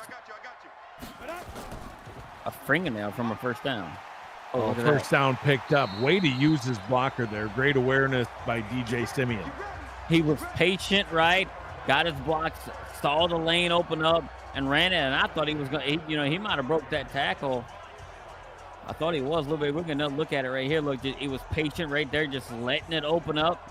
And he almost got right through that tackle and could have kept on going. But really patient running right there, not getting overly excited and nothing like that. Actually saw that the offensive line was actually forcing the defensive line, going backwards, pushing them down the field, and stayed patient. Defensive line split out wide for Wichita, and wow, great job by Simeon to catch that, reaching behind his body to haul that one in. Tillo made a terrible throw. Absolutely awful. But DJ Simeon decided, hey, look, I got you. I'm gonna bail you out. Watch this kid. Like, he just was so weird. But he turned in an awkward way. I can't believe he actually caught it. But he did. Watch his turn. He just turned so awkwardly, but made the catch. Not only caught it, but maintained his balance as well after that strange turn. Wow. Inside the red zone now, Tillo looks towards the end zone, decides to check it down, and that one is out of bounds. I think they'll call that one incomplete, Gerald. Either way, no gain on the play. 2nd down and 10. Yeah, look, and the way that their games have been going, right? They've been in the games, and they got blow out by New York, right? And toward the end of the game last week, man, it's gonna be good for them if they can get a touchdown here to go up two wide scores. Open over the middle, getting that one into the tight end's hands once again. Sanzbino with the catch. And now it's another short thing. Hey, look, the way Simeon's been running the ball right here, I would give it to him, without a doubt. So, I really do think I think they're going to stick to what they've been doing on 3rd down, especially the short right here. Come out in the shotgun. Yeah, hand it off Simeon. Do a delayed handoff or something like that. I mean, it's worked so far. It is. It's been a nice adjustment for him this week. We talked about it. Didn't work on their opening drive, but it's worked well on these next couple. I think it's good. It's a good way to spread out the defense, too. Yeah, Simeon picks up the first down easily. He's still heading towards the end zone, gets tackled down at the 3-yard line, sitting on the defender's lap. All I want for Christmas is a touchdown, sir. That's what I'm saying. I'm thinking to myself, I'm like, is he hurt or something? Just, just hanging out on top of the defender there. But look, another, patient, good run right here. And the offensive line is doing great for him today. You know what I mean? Just getting there, holding the blocks, and, giving him just enough room to pick up the yardage he needs. At a 3, get down to the 3-yard line. Let's go now. 18 Gator.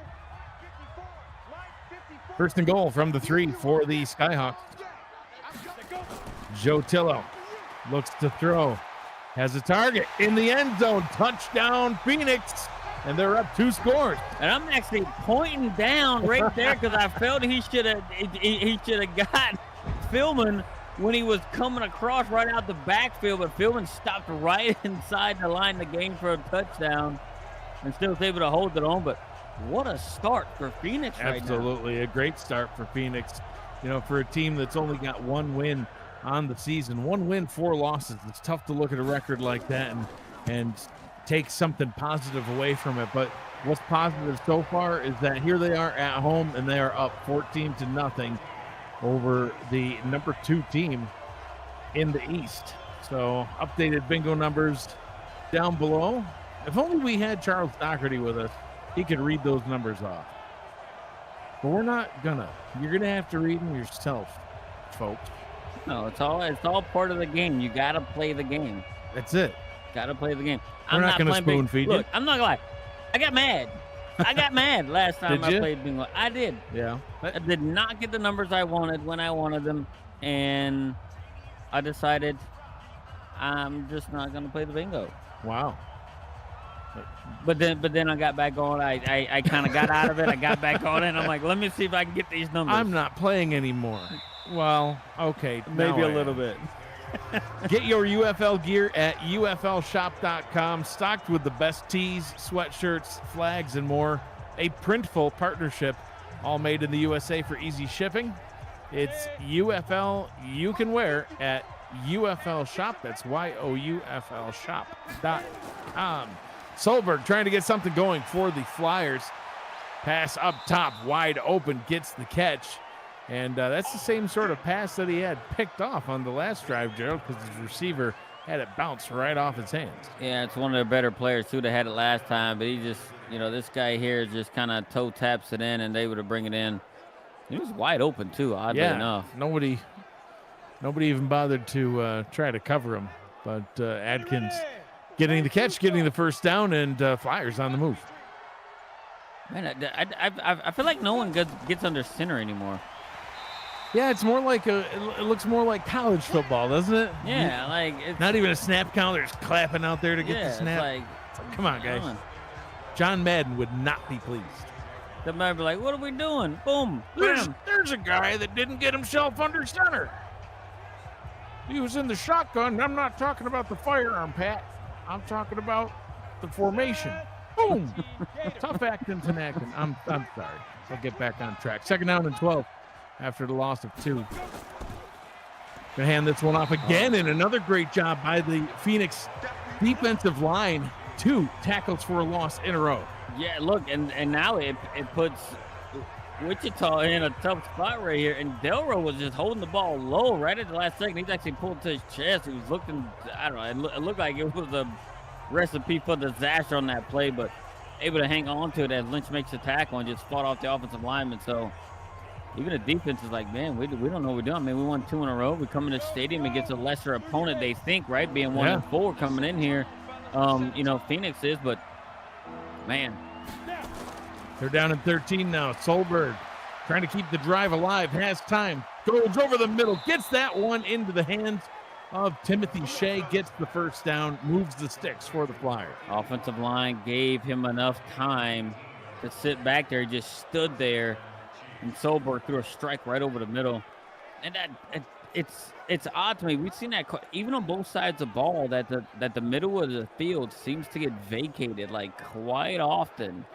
You know what I mean? Right there, and it's just a little bit of stuff. But maybe they need to put a little bit more pressure on the quarterback to kind of rush some throws and not let the receivers just run wide open. So far, keeping this run game in check, but the passing game has been working What are you well. doing? Gilmore gets the catch this time, but then his momentum carries him out of bounds. I'm gonna give him a pass and say it was momentum. I don't know if you're buying that. No, he hopped over him. He had like 5 yards and he still ran out of bounds. He's trying to find the cheerleaders. Maybe he was late. It's like, they're here. I heard they're cheerleaders. Yeah. Yeah, where? Durr was telling me about these girls on the sideline. I'm trying to find them. Well, he caught with a guy in the camera and his team at the 20. First down and 10. And hand this one off. And Phoenix still doing a great job on this run defense. It's a team that came into tonight's game last in run defense, giving up over 5 yards per carry, but they seem to have Wichita's number on the ground so far. Yeah, what they got, all they give it up is 5 yards on the ground so far. First quarter in the books. 3 quarters to go here from Phoenix. You're watching the UFL on the Virtual Football Network. He's Mittens, the mascot. I'm that other man, according to Michaela Foraker. All is handed off, and once again, tough. Chris Delro able to get absolutely nothing. 5 rushes for 6 yards. Yeah, was it 1.15 yard per carry? That's good math. It's a good math. I think it's good math. Nobody's going to check it. You're fine. 3rd down and 7. Solberg in the gun. Looks, pass game. Is it going to work again? End zone. It is. Touchdown Flyers. What a catch in the back corner. Great catch by Shea right in the corner of the end zone. Threw it where only his guy can get it. Solberg throws a perfect pass right here. He's able to get both feet in there, kicking over the pylon cam and everything else. But this has got him back in. We're going to see it right here. Look at that. Where's all the fuzziness? We don't even see it. There it goes. Nice. You're excited that the pylon cam loses the video signal? Yeah, man, it's got to work that way. If it doesn't, if it doesn't, it defeats the purpose of kicking it over. It's got to malfunction when you knock him down.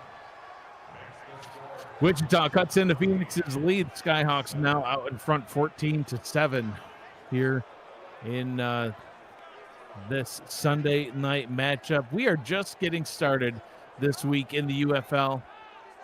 We've got Wichita and Phoenix obviously on right now. On Monday night, we've got San Diego welcoming St. Louis, and a special edition of the Game Day Gauntlet kicks off on Tuesday at 7 p.m. That's right, Gerald, some Tuesday night football. Yeah, man, your regular Tuesday gauntlet of games. Yeah. You know what I mean? So nothing crazy about that. Yeah. Tuesdays is normally just known for tacos. But not this week. UFL. Get your tacos, sit down, Cinco and de watch Mayo, the baby. UFL. Watch Kim go nuts and make them jealous while you're eating tacos. And the game day gauntlet is going to be on Cinco de Mayo. I hope that there's a theme here. There should and be. that gets embraced. There should be. Cam's going to wear a sombrero. Yes. Get his I don't know. Big mustache. Yeah, the big mustache going down. Yep. Speak with a Spanish accent. The whole 3-hour gauntlet. Look, if I can do it for like 4 minutes on a show, he can do it for the entire gauntlet. I don't see why not. Should be easy. Let's go, D. Tillo back out on the field now, and so is Simeon, who's just been absolutely loving these rushing adjustments. 7 carries, 43 yards. Quick, do the math. Come on, man. It's about 6 yards per carry. Yeah, man. I wasn't thinking. I wasn't ready for that. The other one I had to actually think about for like 2 minutes. I really kind of put you on the spot there. Oh, a nice little toss. I love it. That counts as a pass. Gets the first down. I'm so excited about that one, Gerald. We should throw it a bonus number. What do you think we should do? Yeah. I think we should do it. Bonus number Why 10. not? Give one. 45. 45. That's your bonus 45. number. Bonus number 45. I'm going to say it again. 45. Not 46, not 44. Oh! 45. Simeon with 42 yards. KC Reed. Bro. He was not fooled at all. He's like, I'm tired of this guy running like this. I'm just going to truck him. Michaela Forker's saying that I need to have tacos in the stats booth with her after she only refers to me as the other man. You get the other man treatment. Apparently. On the ready. I don't know how I feel about any of this. 2nd down and 11. Actually, I do know how I feel. I don't like it. Tillo hands it off. Oh, Wichita able to adjust and gets Simeon down for a loss. 3rd down and 14 coming up. Does Tillo have what it takes to be able to convert? I think he does, but I don't know right here, right? Like you got yourself a score lead. Just take it easy. Give what the defense, take what the defense is going to give you right here on this play. Don't force anything. Keep an eye out for Durr. He really thrives on plays like this where it's going to be a pass. Tillo under pressure decides to check it down, and Simeon makes the catch. And the sideline awareness tonight by both teams has just been kind of subpar at best. Yeah, is the sun in their eyes? Like, what is going on? I don't know what's going on. 4th down and 11. And Phoenix will have to punt this one away. So fair catch called for, but the ball is going to bounce and roll into the end zone for the touchback. Comes out to the 20-yard line. And Gerald, now Solberg and the Flyers offense back out on the field, down by 7. They scored on their last possession. The defense able to get Phoenix off the field without allowing any more points. The Flyers have an opportunity to get this one tied up. Yeah, and they sure do. And they're struggling to run much like Phoenix has. Pass is caught and good for a gain of 8 yards. Actually, they'll spot him 9. And, yeah, the run game just hasn't been working for Wichita. It seemed like they just kind of flip-flopped this game so far. With Wichita, they, kind of traded with Phoenix on how bad they've been running the ball. But, he's under center. What could this be? John Madden is pleased. Ball is handed off. Can he get the first at least? I think he got it. Yeah. Yeah, they'll credit him with the first down, but Delro not really able to get much there. Wow. He's still not doing so good with yardage on the ground there. 6 rushes for 7 yards.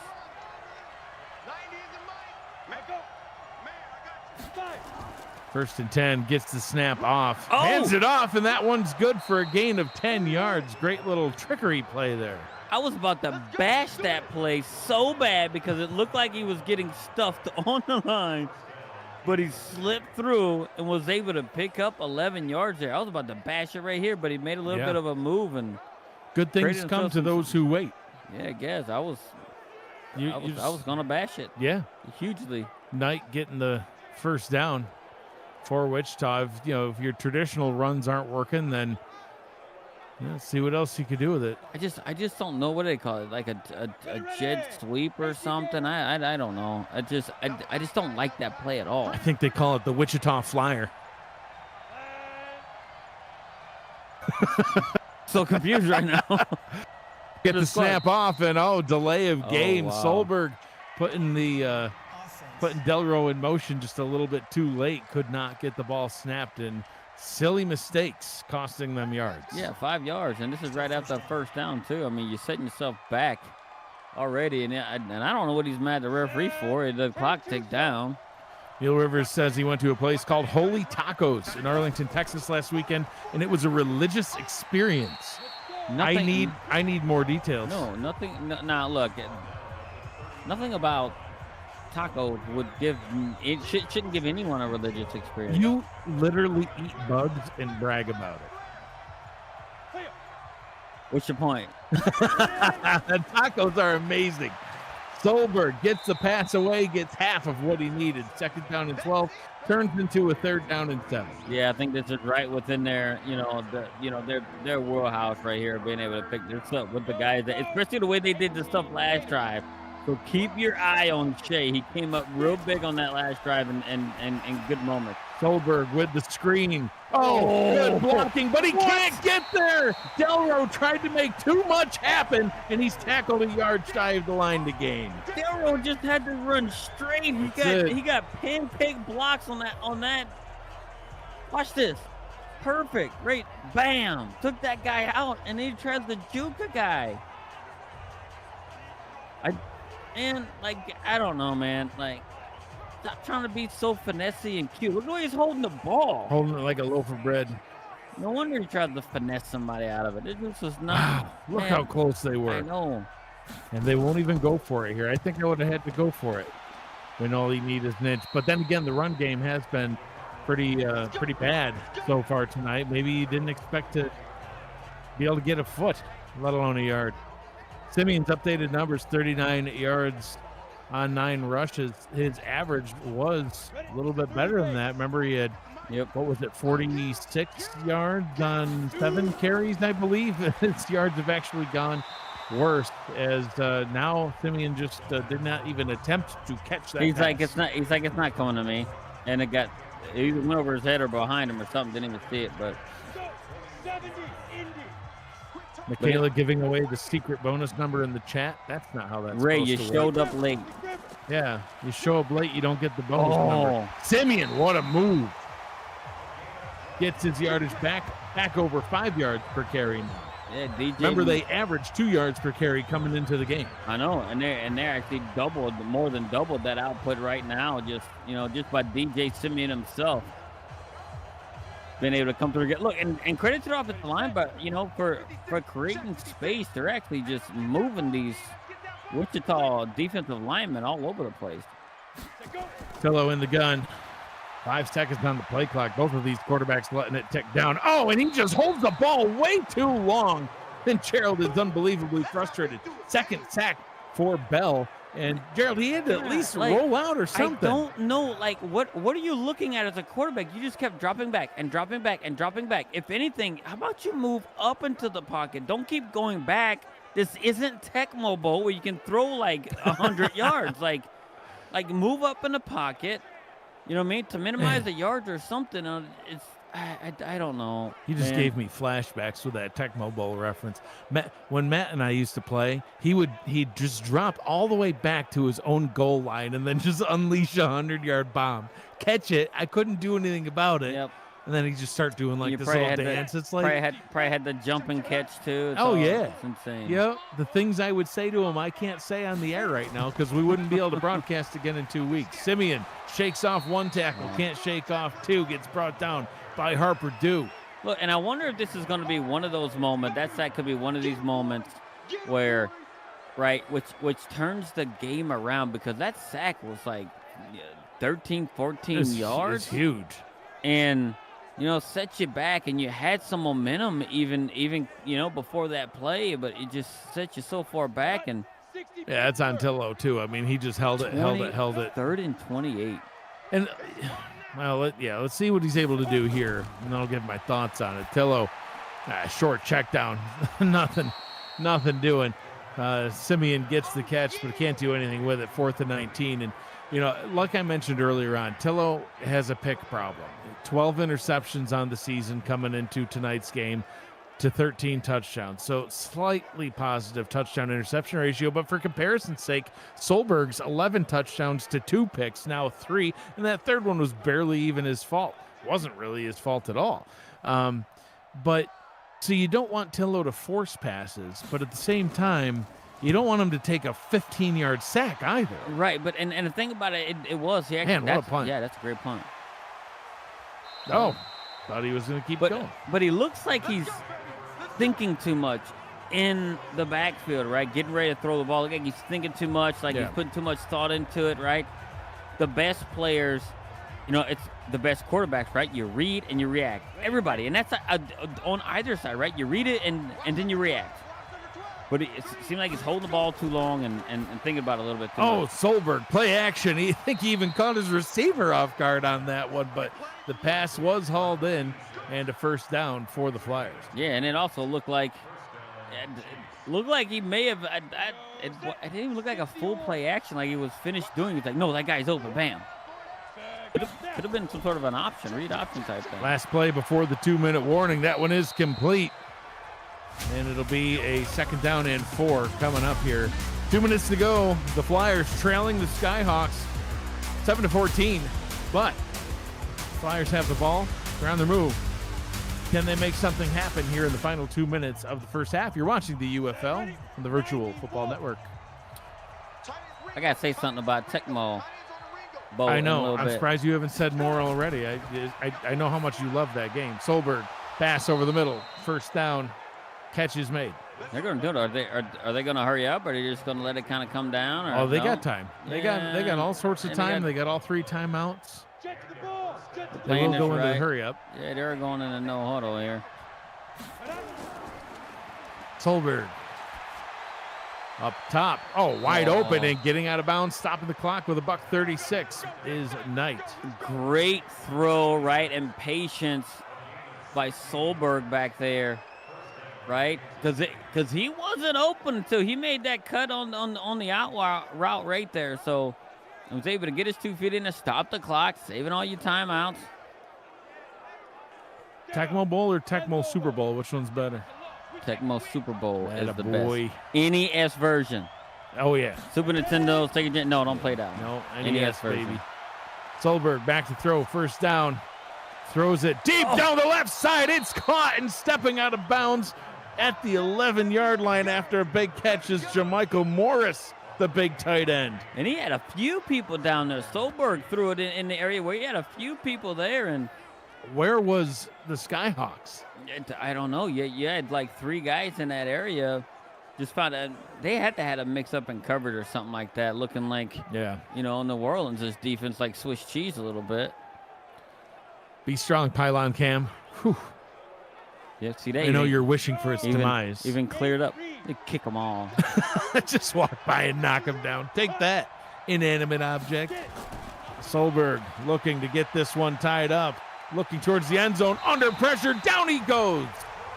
Sacked back at the 17-yard line. Yeah, Solberg just knowing he got up. You saw him. He was a little bit angry at himself for holding on to the ball a little bit longer, right? He was waiting for one of his guys to get open and didn't really see him. But that tackle didn't do him any favors either, right? By holding it on or whatever else. No. He just got beat a little bit. But, Solberg has got to know. He's got to have that clock inside of his head and say, hey, I got to get rid of this way before now. The right tackle looking like the right tackle of the Mexico City Aztecs in the Simulation Football League. Absolutely terrible player. Solberg throws to the 10. Caught. Gets about half of what they need. It's going to be a 3rd down and 10 now. From the 11, they can actually get a first down before scoring. 53 seconds, clock rolling, all 3 timeouts. Yeah, and I think Solberg needs to be really careful with the throws right here, right? As you get closer to the end zone, everything starts to bottle up.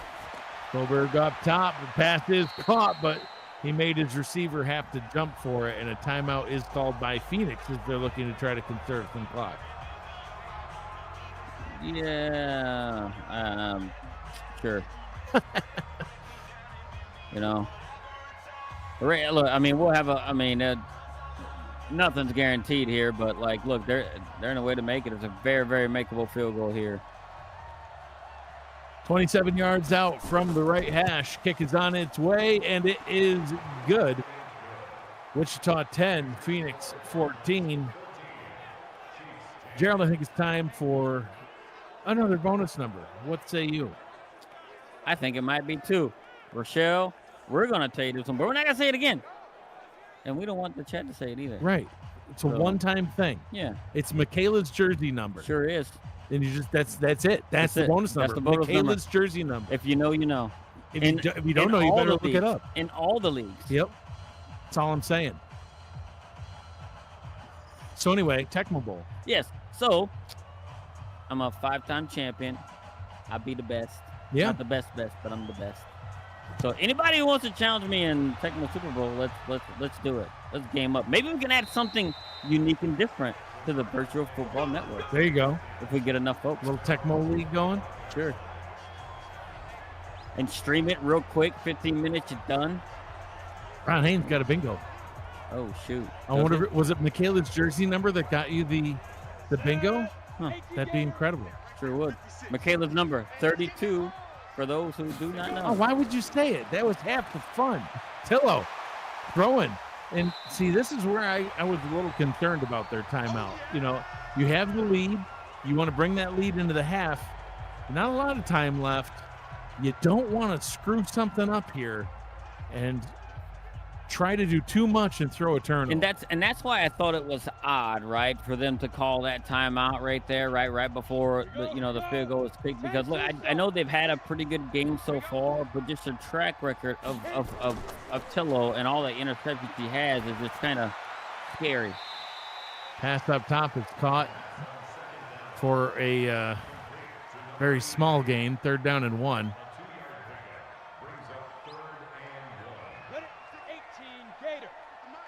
Yeah, but they're still going, man. 10 seconds to go. Clock rolling here. Tillo over the middle. Has that one complete. Calls a timeout. 4 seconds left. I don't 5 on the clock. See, and that's the situational stuff that Wichita was playing. They were playing the sidelines, right? For it almost looked like they're guarding the sidelines and trying to stop the out routes, and Tillo just jumped on right over the middle. Right up there and got themselves in a decent spot here. Let's go, defense. Let's get out the field, defense. 5 seconds left. Tillo from the 45 throws over the middle, tipped, and it's picked off. How far back can he take it? No time on the clock. So the pick has nothing happened other than just a little bit of stat padding, and that'll bring us to the half.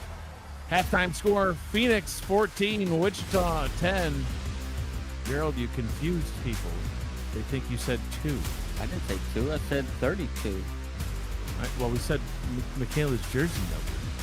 I thought that was as clear as day. Anyway. We said that a bunch of times. If you know, you know. Man. And that's in 2 different leagues you can find that jersey number. Now you just said 2 again. They're listening to every number you said. I don't know, man. That is not it. It's not 2. So Phoenix has the lead at the half. Your thoughts so far in the game? Well, it's been a tight game. I think Phoenix is playing a lot better than what we anticipated coming into this game, especially the way Wichita has played the last 2 games, winning 2 in a row. Wichita is struggling in the run game, specifically. So, each team is throwing a pick. The last one didn't really mean anything for Phoenix at all, right? No harm, no foul. But Phoenix, wow, I mean, they came in and they played. The run game is doing much, much better now than what it has been for all season so far, averaging 2 yards.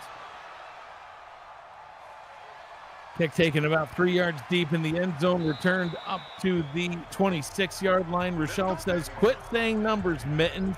Ergo, there shall be no more bonus numbers the remainder of the game because Rochelle said to say no more numbers. I didn't say the bonus number was 2. I said we did say it's Michaela Forker's number. Her number shows up in 2 different leagues. There's no secret about it. Rochelle's she's got her bingo card printed out. She's got her bingo blotter. She's just blotting away as soon as she hears any number. Watch, 13. She just blotted 13. So, it ain't a number, by the way. I bet you Rochelle has like one of those big bingo dauber bags. That's what I'm saying. She goes in there with a backpack with like every color imaginable. Love you. Print back. Love you, Ray.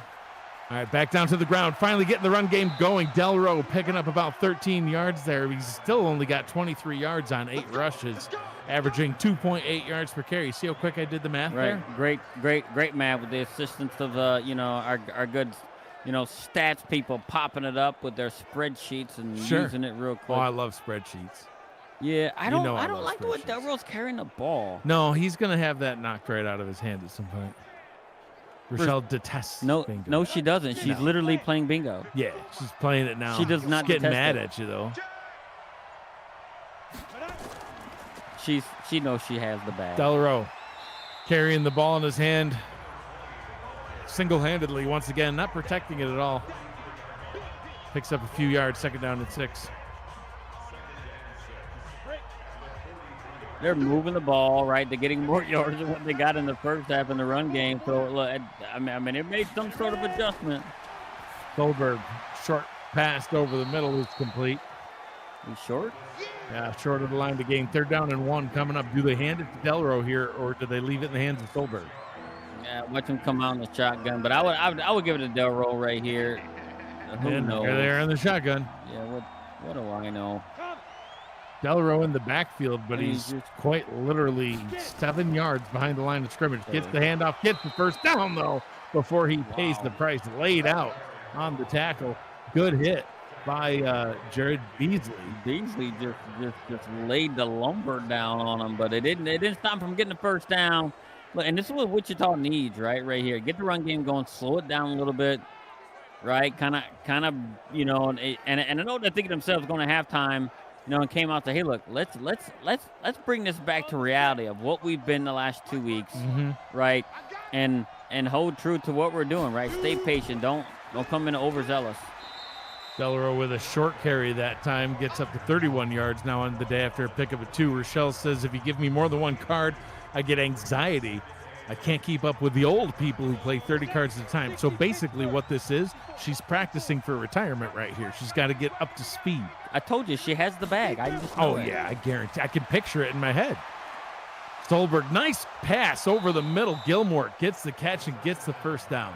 Wow, look, and now Wichita's looking like the team we expected, right, coming into this stuff with, Solberg being really, really efficient.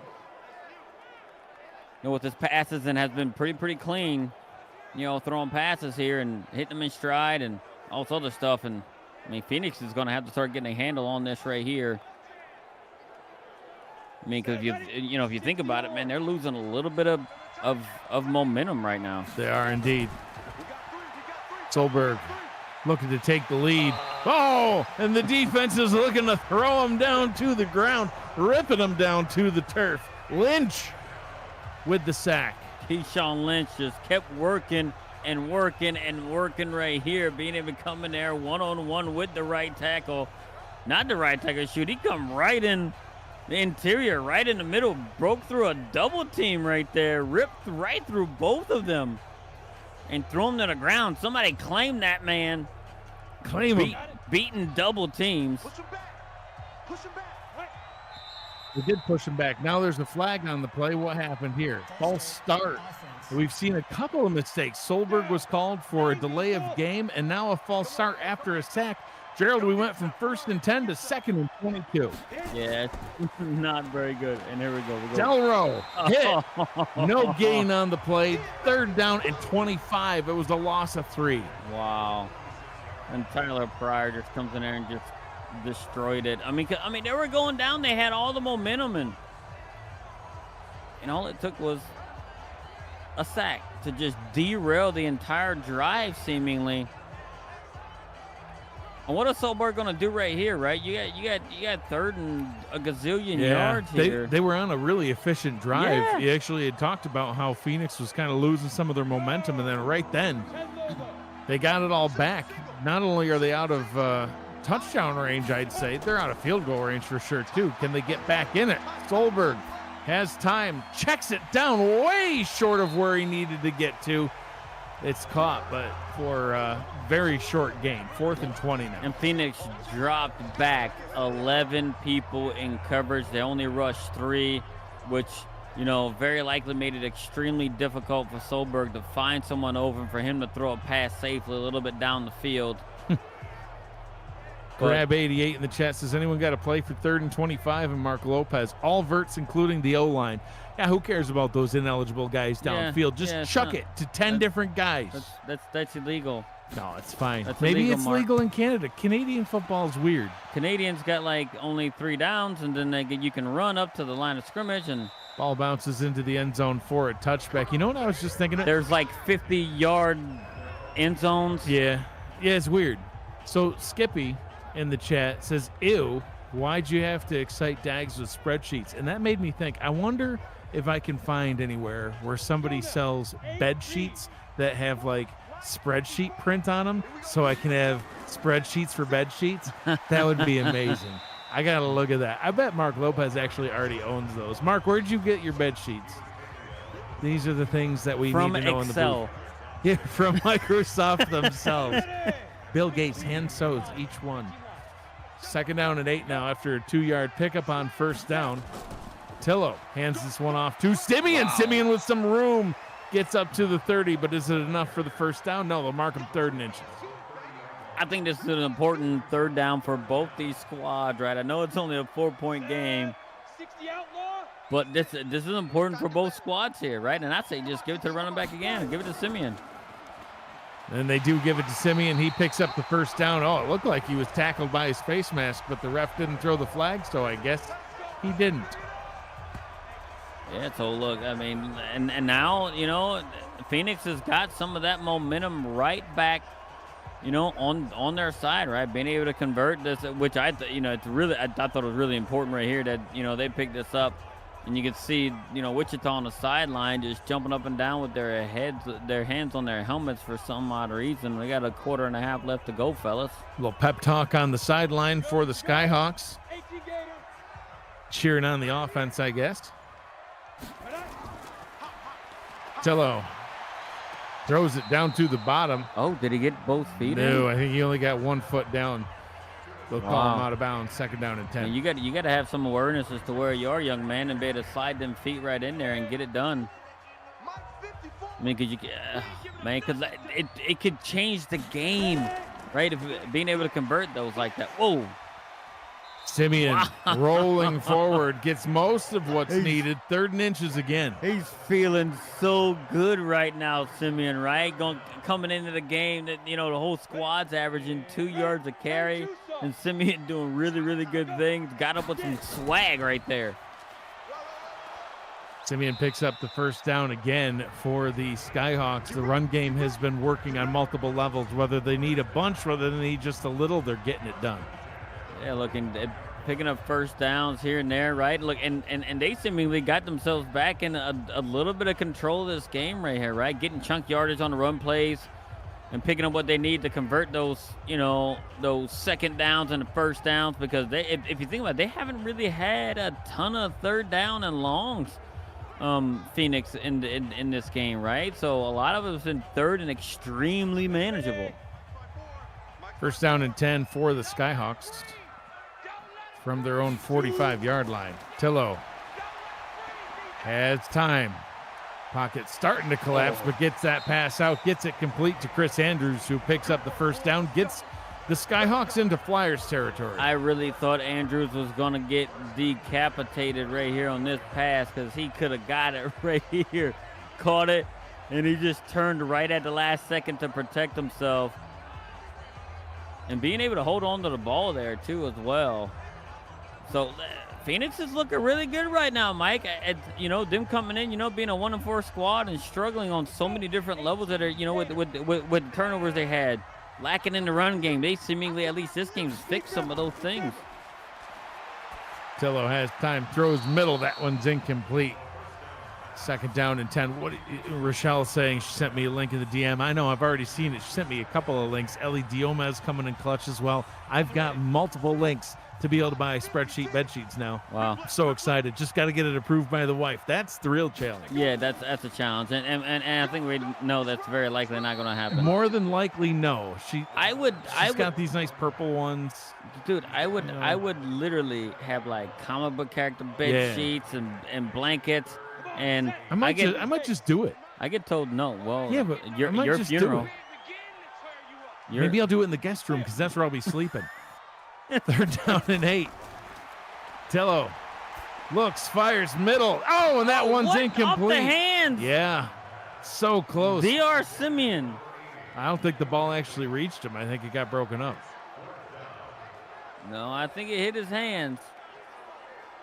Oh, that's last second right there. The DB put his hands up. Richmond at 5'9", the shortest guy on the field. Just a little fella. He's a short king. Whoa, Mike, it's a 54-yarder, Mike. This will be 50 plus. Is that already called yet? If he makes it, let's see. 53-yarder. Oh, it looks low. Is he going to make it? Oh, he hit the crossbar. Off the crossbar. Dong. Anderson coming up just short. Wow. And Demondon is saying in the chat, you should have thrown it to DJ. He's carrying us. Not quite, but he did say DJ was open. I didn't get a chance to look at it and see if DJ was open. Solberg back out on the field now. 18-22, just shy of 200 yards. A touchdown, a pick that should have an asterisk next to it, Gerald. It's not fair to Solberg to have that pick on his stat line. So is not. I think receivers should have like an interception stat line as well. And if something's clearly their fault, it should be on them. 8-yard gain, but a flag on the play. We'll see what it is. Ineligible downfield. Mark Lopez has his hands in on the offense now. Yep, that's what he's doing. They heard streaking, and they were trying to participate. Nice. I got all sorts of people on my side. Rochelle's like, well, what if it's a gift? Michaela says she's going to talk to Kelly. This is happening, Gerald. Spreadsheet bed sheets are coming soon.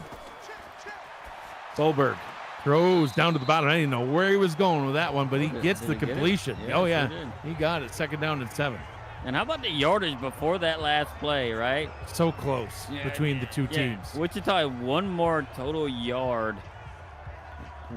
221 to 220 in Wichita's favor before this last pass completion right here. Really, really tight game. And it showed, like the score shows. It's literally like that close. Man, Damon Simeon throwing himself right under the bus in the chat. Dude came up short like I did on prom night. Wah, wah.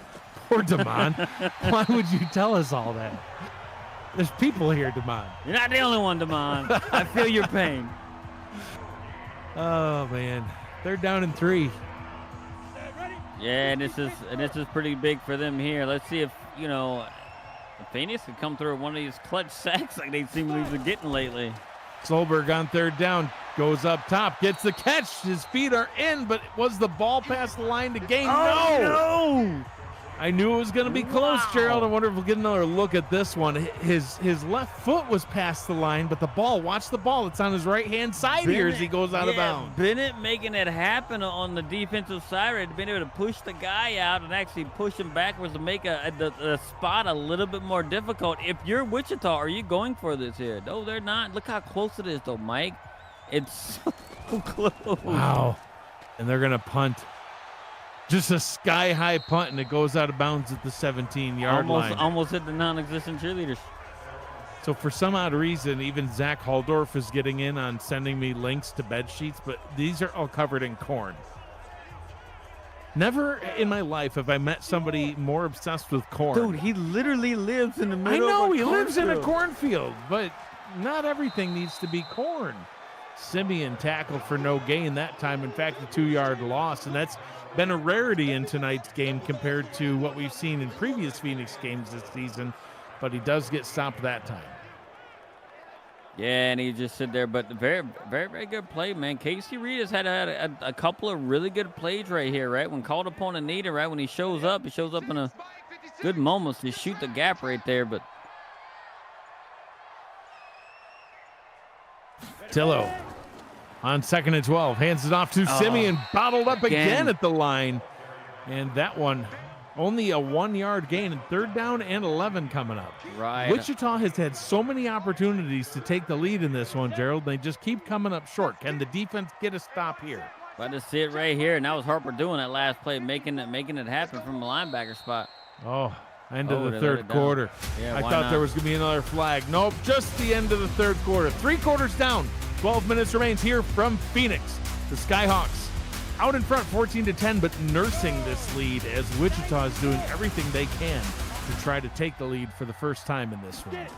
We'll see if Phoenix is able to convert on this third down. And once again, we see a short pass. Simeon bobbles it, fourth down, and Wichita will get the ball back. Look, and it's kind of crazy because you know what? Phoenix went up, 14-0 really early in the game, and Wichita has not allowed them to score any points there. Since the first quarter, you had 14 unanswered. Then you had 10 unanswered by Wichita, and we just had a kind of like a little bit of a stalemate here. And, DJ actually had an opportunity to actually get his team, a first down there, but couldn't quite. What a punt, though. Yeah, another great punt. Yeah, and I was wondering if it was just the wind that carried the punt the first time, but no, he punted it in the opposite direction this time. 59-yard punt for Phoenix. Yeah, we'd be kind of inside a little bit. That would make it difficult for Wynn to get through. Sure. Oh. Solberg throws it down on the screen. And Delarose, when Delarose sees defenders, it's like he almost freezes for a second and doesn't know where to go. Yeah, he gets all skittish or something. I don't understand because, look, he had all his blockers just run straight, and he just got a little bit confused. And yeah. I don't know, man. Like, it's... Unless he didn't see him because he was out so far in the flat and was looking forward, and when they started getting close to him, he's like, oh, crap. Second down and 12 now for the Flyers. Solberg in the gun. Delarose back there with him, stays in to block all sorts of time, but the pocket's starting to collapse, and Solberg just waits to be sacked. You can't do it. Solberg is a very good quarterback. Like, what are we doing? And even Delarose clipped the guy. You're going to see right here, bam, right at the bottom, took him down. And Solberg was just looking down the field, and nothing was really happening. And, man, you don't want to do this, especially a hungry team out for wins who seemingly fixed a lot of their issues, and you just got thrown to the ground. That's 11 yards. You lost, Mike, on that play. The Skyhawks have been great at getting sacks all season long. They've been second in the league in sacks, coming in with 21. You saw Gordon there with a sack. That's his second on the day. Solberg on 3rd and 24, just waiting to get sacked again. Steps up into what's left of the pocket, throws complete, and he just couldn't get up. So he's going to be short, 4th down and 9. And every time Wichita has an opportunity where they could take the lead, they squander it. Yeah, they squander. Look, and I got to give credit to the punter, too, because even though they're going to back, that punter's kicking it miles down the field, right? He's got, they average of 52, almost 53 yards a punt. Yeah, fair catch called for back at the 29-yard line. Not as good as a punt as Brendan Davis on the Skyhawks side. So there's Joe Tillo's updated stats. He's had a pretty solid game, 15-25, 167 yards, 2 touchdowns, 1 pick, and that 1 pick came right at the end of the half as he was just trying to make something happen. So I don't even really necessarily hold that one against them. So both of these quarterbacks with a pick apiece, and not really a major problem for either one of them. No, none, because look, it was only a thing because they did have points turned into turnovers too, and Phoenix was able to pick off on that tip drill on the interception by Solberg, which was not his fault. Tillo throws down to the bottom. That one's caught. Nice catch. Steps out of bounds. Gets the first down. And, still a lot of time left in the 4th quarter. But if Phoenix is smart about this, they could chew up a lot of it and potentially regain that 2-score advantage they had earlier on. And it's kind of surprising that they're actually throwing as much as they are now, especially with DJ running so well early on in the game. Simeon's been doing good. Oh man, only one person can catch it. What are you doing?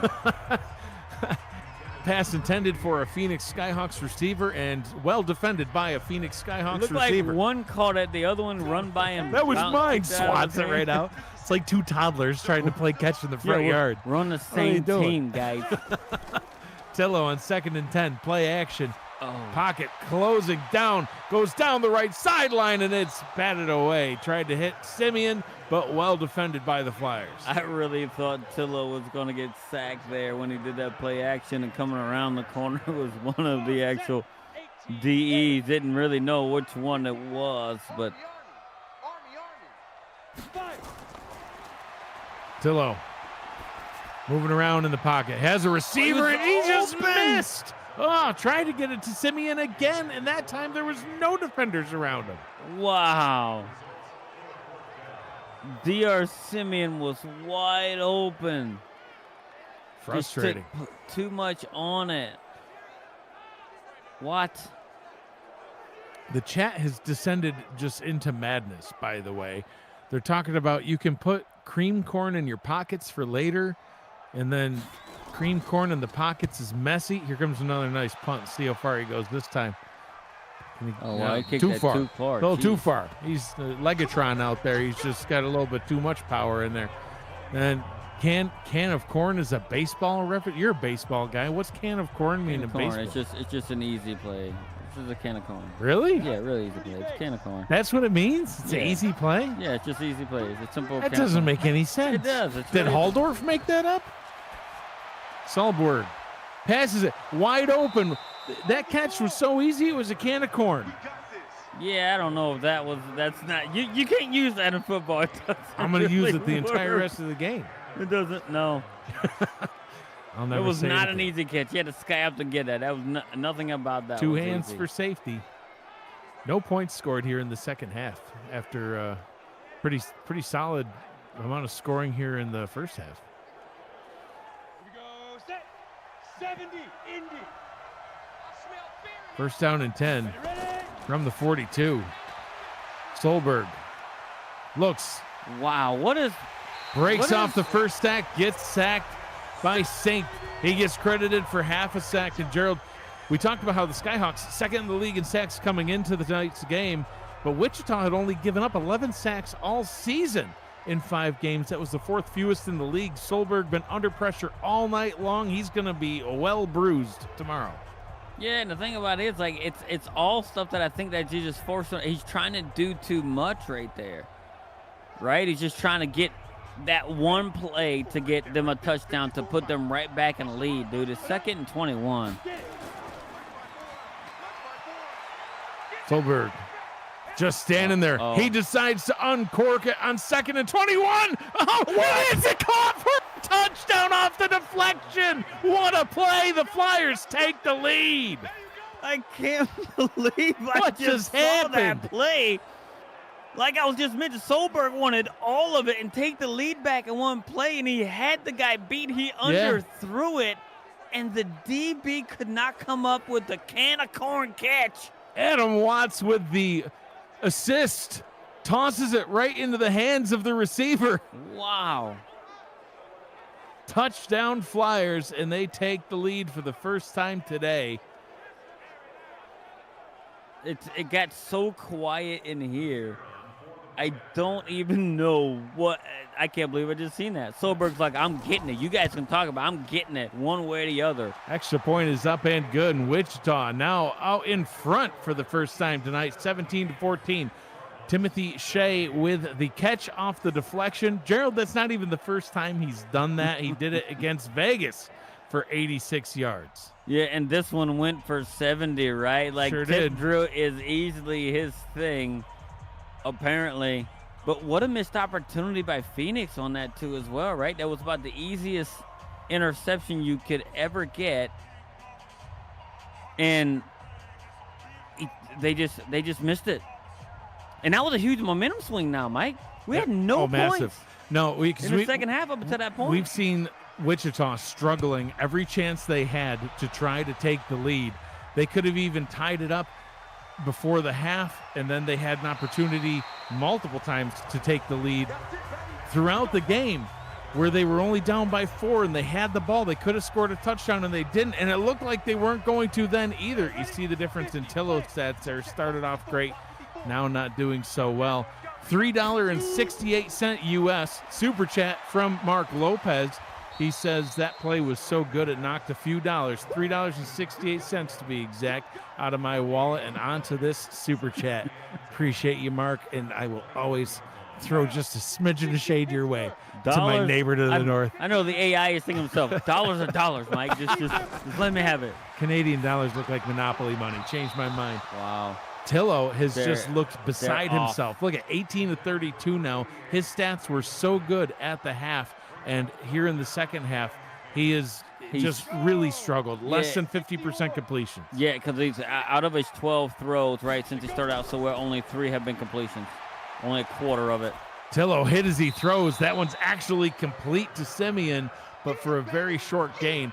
4th down and 10, and they're going to have to bring on Legatron again to punt this one away. And this is what they got to do, because they got to pin him back, and they got to get themselves in a situation where they can actually put I mean, they haven't been playing like bad defense at all game. They just got, I guess, an unlucky bounce per se, and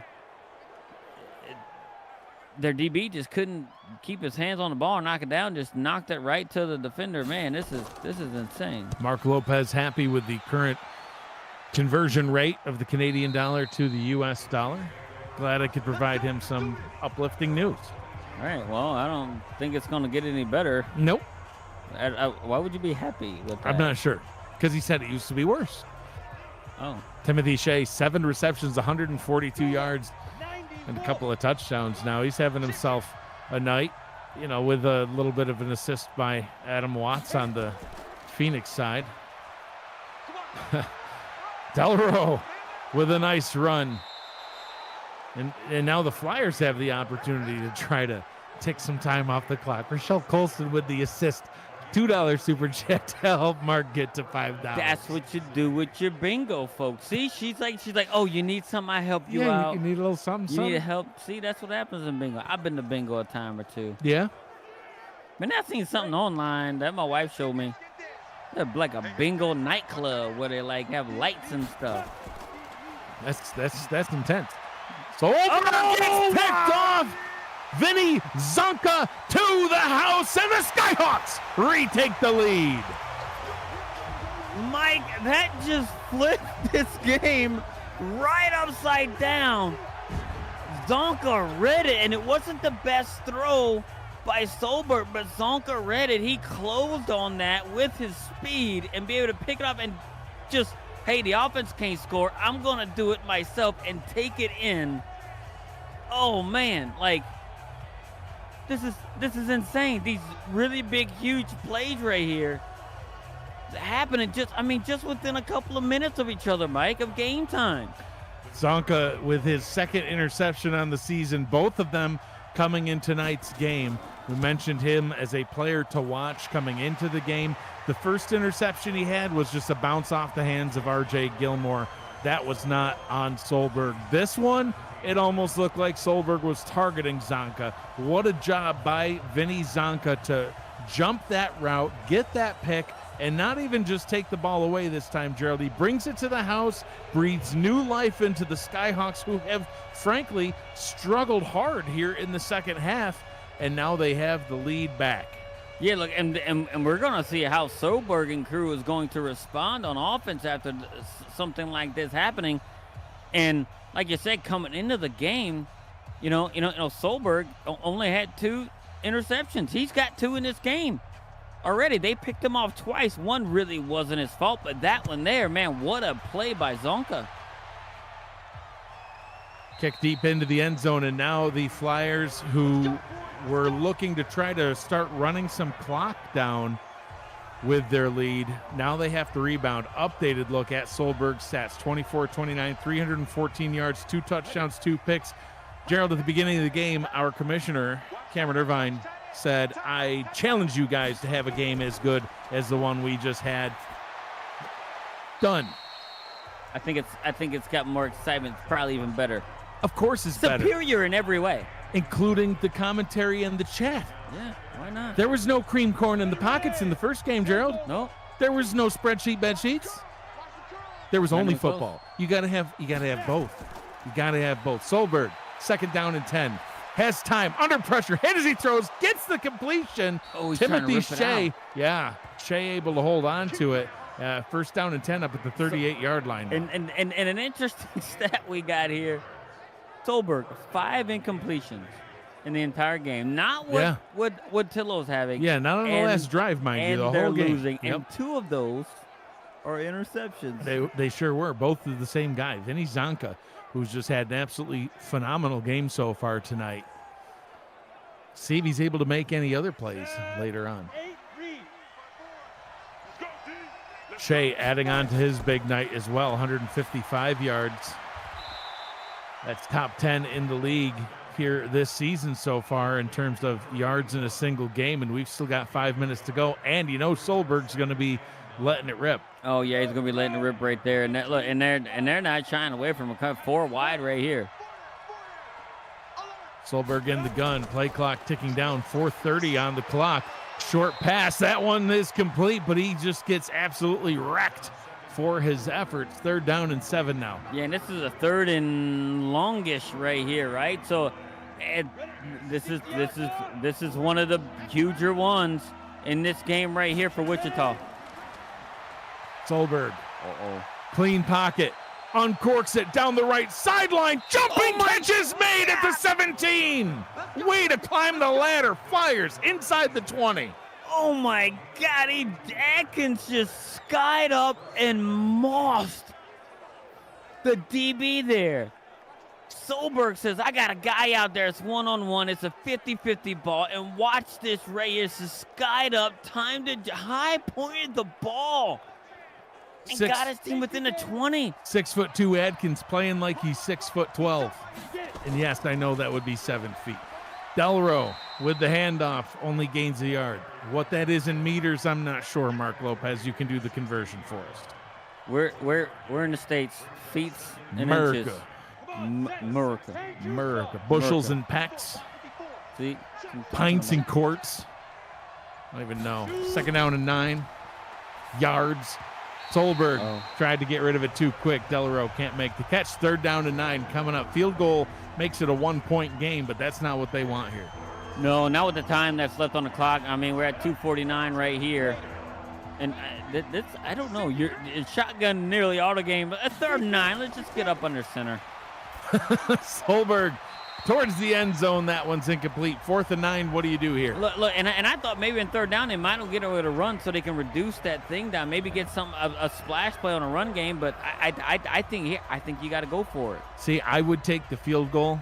I'd make it the 1-point game and rely on my defense to get it back, because then a field goal wins it, and that is exactly what they're going to do. It's the distance. 32 and a half. Yeah, that's the thing. 4th and 9, I wouldn't go for it. 32 and a half yards. What's the bingo number? I don't know. We already called 32.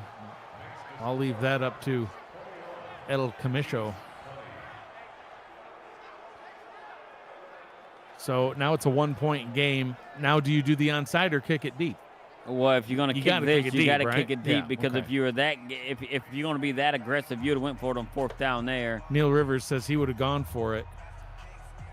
I don't know. 4th and 9 is just too much. If it was 4th and 3 or less, if it was shorter, I yeah. understand them kicking the field goal, right? Having 3 timeouts and then still having a 2-minute warning, which is essentially a 4th timeout for you. I do think, right? They played it. They're playing the odds, I guess, is what it has, because they understand that, hey, look, we've shut down this offense for 3 quarters, right, so far. Didn't score anything in the 2nd quarter, 3rd or 4th so far, and they feel confident, right, that they can stop Phoenix from putting any points on the board, because Phoenix's offense have not scored any points since early on in the 1st quarter. We know that following UFL action every weekend can be daunting. The best place to catch anything you missed is UFL Highlights every week on VFN, giving you each and every game the highlight recap you deserve. Catch the UFL Highlights on the Virtual Football Network. Tillo still throwing the ball. He's not even afraid. And a timeout is called by Wichita as they're looking to try to conserve some clock here. And with the running success that we've seen from DJ Simeon tonight, wouldn't you go to the ground here? I would have. They're being a little bit aggressive right here, just throwing the ball. But, they're trying to get chunk yardage right off the bat. Try to close it out and force them to use those timeouts. JW needs 18 and 23 for a double bingo. I was actually just about to call both of those as bonus numbers, but now I'm not going to, because he asked for it. So that's how you lose. That's how you lose out. 1st down obtained by the Skyhawks, and 2nd timeout called. I really wonder if the Flyers. I really wonder if our great commissioner is just staring at the chat and seeing who needs what, and be like, yeah, nope, that's not a bonus denied. number. Oh yeah, I know he is. He's said as much in the past. He's like, as soon as you say you need something, I can't give it, because then it would be showing favoritism. So you just buried yourself. Completion made to Simeon, getting the first down, and now they're going to have – no, he's knocked out of bounds, so they save one timeout. Yeah, one timeout and the 2-minute warning. Wow. I got to give it to Phoenix. Phoenix is just going straight for the jugular. I mean, they're being super duper aggressive here. But I think now they're across the 50. I mean, you got to give it to DJ. One more first down, and the game is over. And DJ gets it. Final timeout will be called, but all they've got to do now is start to chew some clock down and run this one out.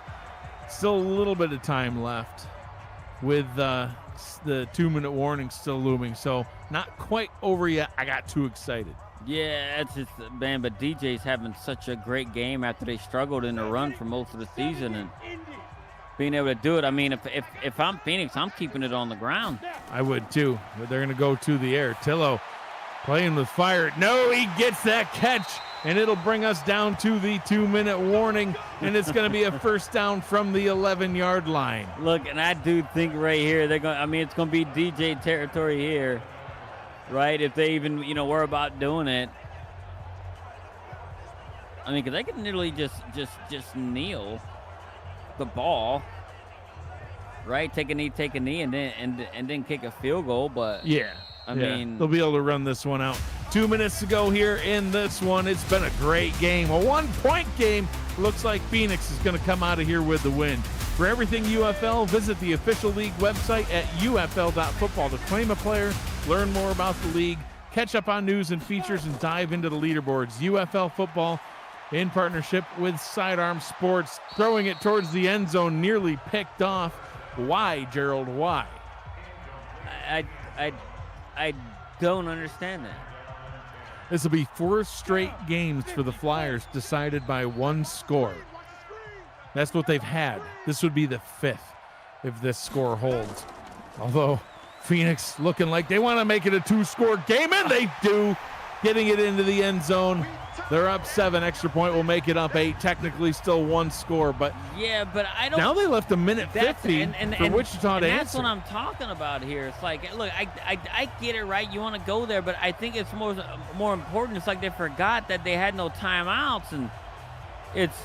I mean, we saw what Solberg did earlier, right? Like, I'm not mad at him for scoring a touchdown. They just leaving way too much time. We saw what Solberg did, chucking it down the field, Tecmo Bowl style, and actually making it into the end zone. And actually had him take the lead. Oh, we're gonna get a booth review on whether that was even a touchdown. Oh wow! It looked to me like he got it on the first 1, look. 2. Oh, I don't know. I didn't see the second foot. Well, I can't see any of the foots, but.